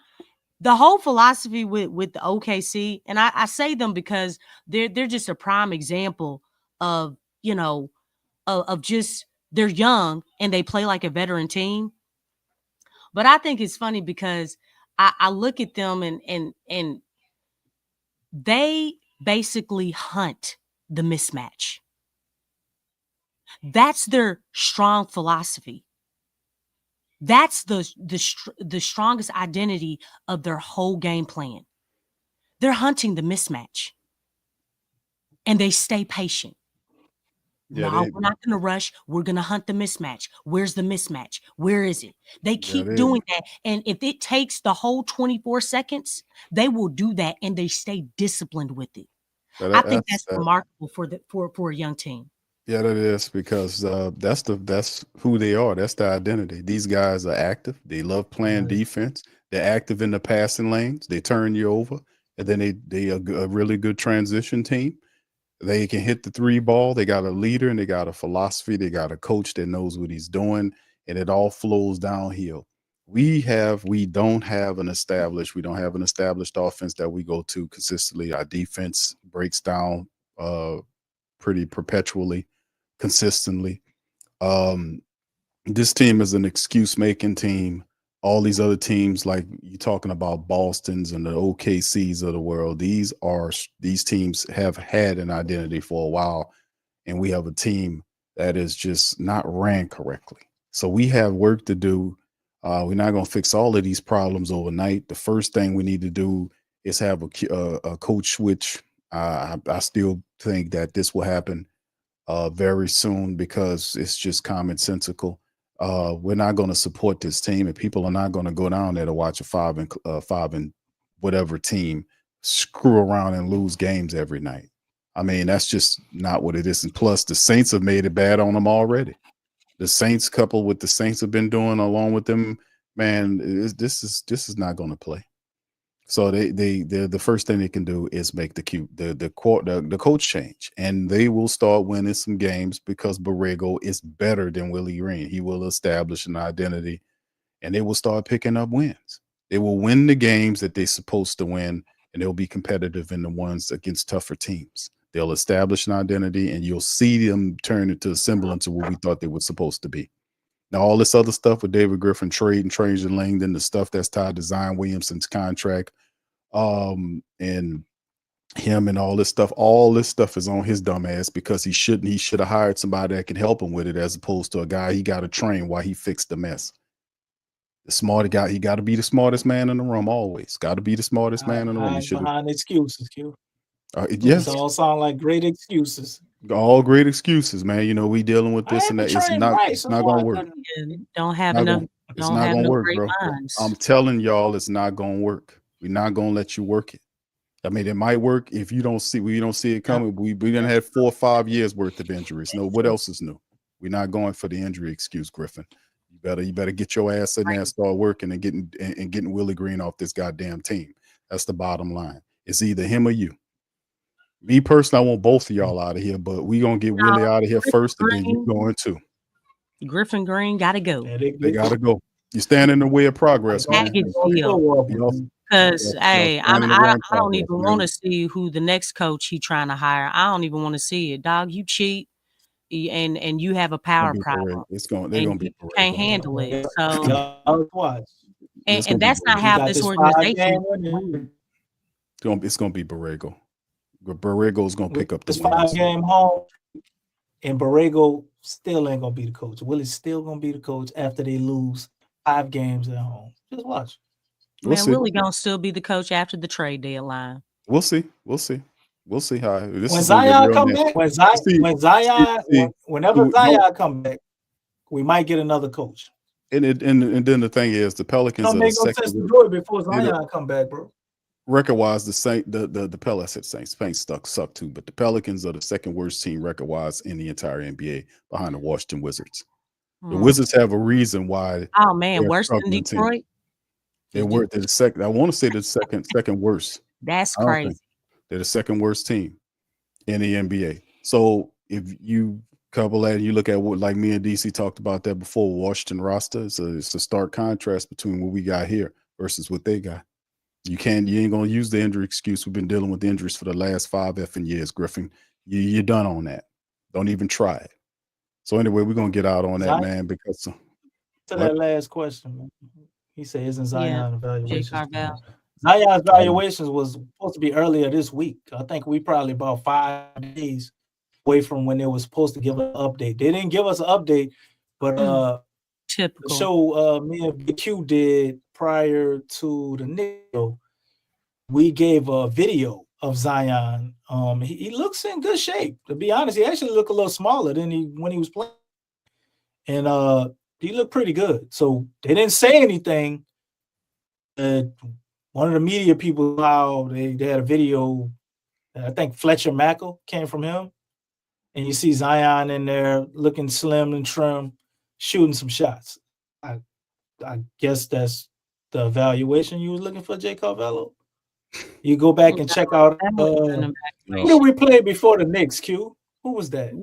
We need to see where's Jose? Like, have they said anything about him? Because Jose got a hand the day after. Yeah, What'd you say? Pacers, Knicks. I mean, No, I was Pacers, just saying, Houston, Knicks, saying Nuggets. Come on, Lex. We already talked about this. You know this. We said Jose was going to be back before Zion. Yeah, we did. I mean, they both got the same thing. I mean, and we saw his him timeline is like this week to come back. If it's just a little hamstring, you probably get an alert after. 6 weeks. You probably get an alert after Christmas After or something like Christmas. that. You get an alert after Christmas about what's going on with I Zion. mean, because the thing is, man, this I is guess just I'm almost ungodly. How Zion they is just aggressive hold going players, basketball, like man. he'll be reevaluated in 2 weeks. That's the alert you're gonna get. I ain't trying to. You know what? I ain't trying to hear none of that. You got to be because you got to put together shit with these teams because this team they don't do what they're supposed to do. This when is they're just supposed to do it. irritating. And I play You some. know, And I play I'm some. glad I I'm I'm bet glad I you sleep on that shit. well at night. You know what I'm Yeah. saying? Not thinking about this stuff because this can drive somebody crazy. Not unless you know what you're dealing with, Lex. You got to know what Yeah, kind of people yeah. You these got to are. consider the source. Have to consider the source, and the source is horrible. These people are bad. All right. So anyway, with that being said, man, we're gonna leave it right there, man. I appreciate you. That's right, DC. Very, very Oh, bad. I do want to share this though. Do you all know that? And Joel, he pointed this out during the game. The Pelicans, out of all the teams, have the most back-to-backs within the season. Did y'all know that? Great. But the Pelicans. Ain't that something? Yeah, the Pelicans have the most back-to-backs compared to any other team in the any other team in the league. Joel said that on tonight. Yeah, he probably threw that in to be a little excusatory to the Pelicans' failings away, and that's a part of the game Say with him great. being. I mean, I didn't look at it that We way. can use but the L's. like, I don't consider it as a issue at all. I think that this team is supposed to be a playoff team, and back-to-backs and shit like that shouldn't hurt them. They shouldn't. I hope They've we been only better win 16 games this year. when it comes down to battle and with injuries. I mean, this ain't nothing new. This team been dealing with this for a long time, man. In the end, they should be able to cope and be able to adjust around what's going on. That's why they're getting paid for it. They're not getting paid to sit up here and make no goddamn excuses. That's what I don't care about the excuses. If they don't like the back-to-backs, get the fuck out the league and let somebody else get in there to coach the team. Get your money up and go somewhere if you can't handle what these people putting on you, man. That's the bottom line. The bottom line is you making this money here in the NBA, and there's no excuses. You must produce. This is a win league. If you don't win and you lose a lot, you got to go. You got to be fired. That's nothing new. Injuries will not be tolerated. If What you about lose and family? you fail, you won't go. man, forget family. The Oh my only God. family So you're going if I lose, we Family, not family anymore. family, hell with all that. joy, proud, We not family. If I lose? incredible, Damn and all that. force and credit. Those words are banned. Man, I'm you're tired not. of all them words. Oh, and mechanical, or excuse me, organic, okay, No, and man. meaningful. You be All cool. We them don't. words. What about And We're cool good losers. human beings. what about great that what about phrase is great young banned. men, Lex? Can we DC, I still gotta use leave So off. that's those? along with good human beings. Yeah, And we them gotta words leave are it there. banned. We We gotta leave don't, it there for now. man, they can take all them words and shove it. Big You know, Q y'all right know now. where to shove it. Nah, You know we what I'm good. saying? We good on that, man. The hell with the family. Ain't This nobody trying to hear them words. And all them words on the board in the gym. I can't use mindfulness no more. I can use mindfulness, right? DC, Nah, we gotta leave it there, words That's brother. a are good not one. helping. We And gotta you know go. what? That's They a good played one. out. We gotta go, y'all. We gotta get out of here because we keep on busting these people ass all night, and really, strictly, I gotta do some stuff tomorrow morning. The hell with David Griffin. We'll get at him in this pathetic mess of what he call a basketball team. Next week, we'll continue to get at him. We got plenty. We got another game before. Do we got another game before Christmas? No. Okay. Well, Merry Christmas, Big Q. And DC, shout out to you too, and Lex. everybody in the chat. Merry Happy Christmas. holidays to y'all too. Be safe. And you, Lex. Don't eat too much because you got to work out the next day. That's right. Happy late birthday, Stacy. Happy holidays to you guys as well, DC. Happy holidays to you on the island. Shout out to everybody. Happy Hanukkah to you too, Big Q. Happy Hanukkah to you. DC, I'm not Jewish, but thank you. But appreciate y'all for being in the building as well, and I appreciate y'all. I got this one for y'all though. Joy to the world. Okay, I'm finished. DC got a good call he wants to put up there. All right, so anyway, yeah, DC, yeah. No joy, no joy. What? All right, we going, man. We gonna play with force, though, Lex. Play with force. All right, here we go, y'all. Let's go. You're listening to the Pelicans postgame report on the PRO Media Network for all things Pelicans. Perfect. Fly Pelican, fly Pelican, fly Pelican. And I tell him that. Fly down, my Pelicans forever. Yeah, ain't gon' lie, I feel flyer than I ever been. We stay ballin', this New Orleans, I'm a Pelican. It's going down in the nest, wild, wild west. Come in town and you best show us some respect. 3-point threat, I better make it rain. If it's up, then don't jump stupid like your ankle sprain. Always said, never hate the player, hate the game. Jumping where the dame late, punch a train. Post game, Big Q, talking about business. Bird gang, YouTube, they ain't flocking with us. Lock up the division mission, get into the finals. Finish competition, then it's going win the title. I know this flyer than you can get. Such a threat that the refs just might call a tag. You could double, you could press, but you can't check. Right, left, slide by you like a Eurostep. Fly Pelican, fly Pelican, fly Pelican. And I tell them that birds of a feather flock together.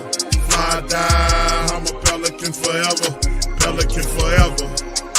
And never, and never, and never, and never, and never, and never say birds of a feather flock together. Yeah, fly down, I'm a Pelican forever, Pelican forever.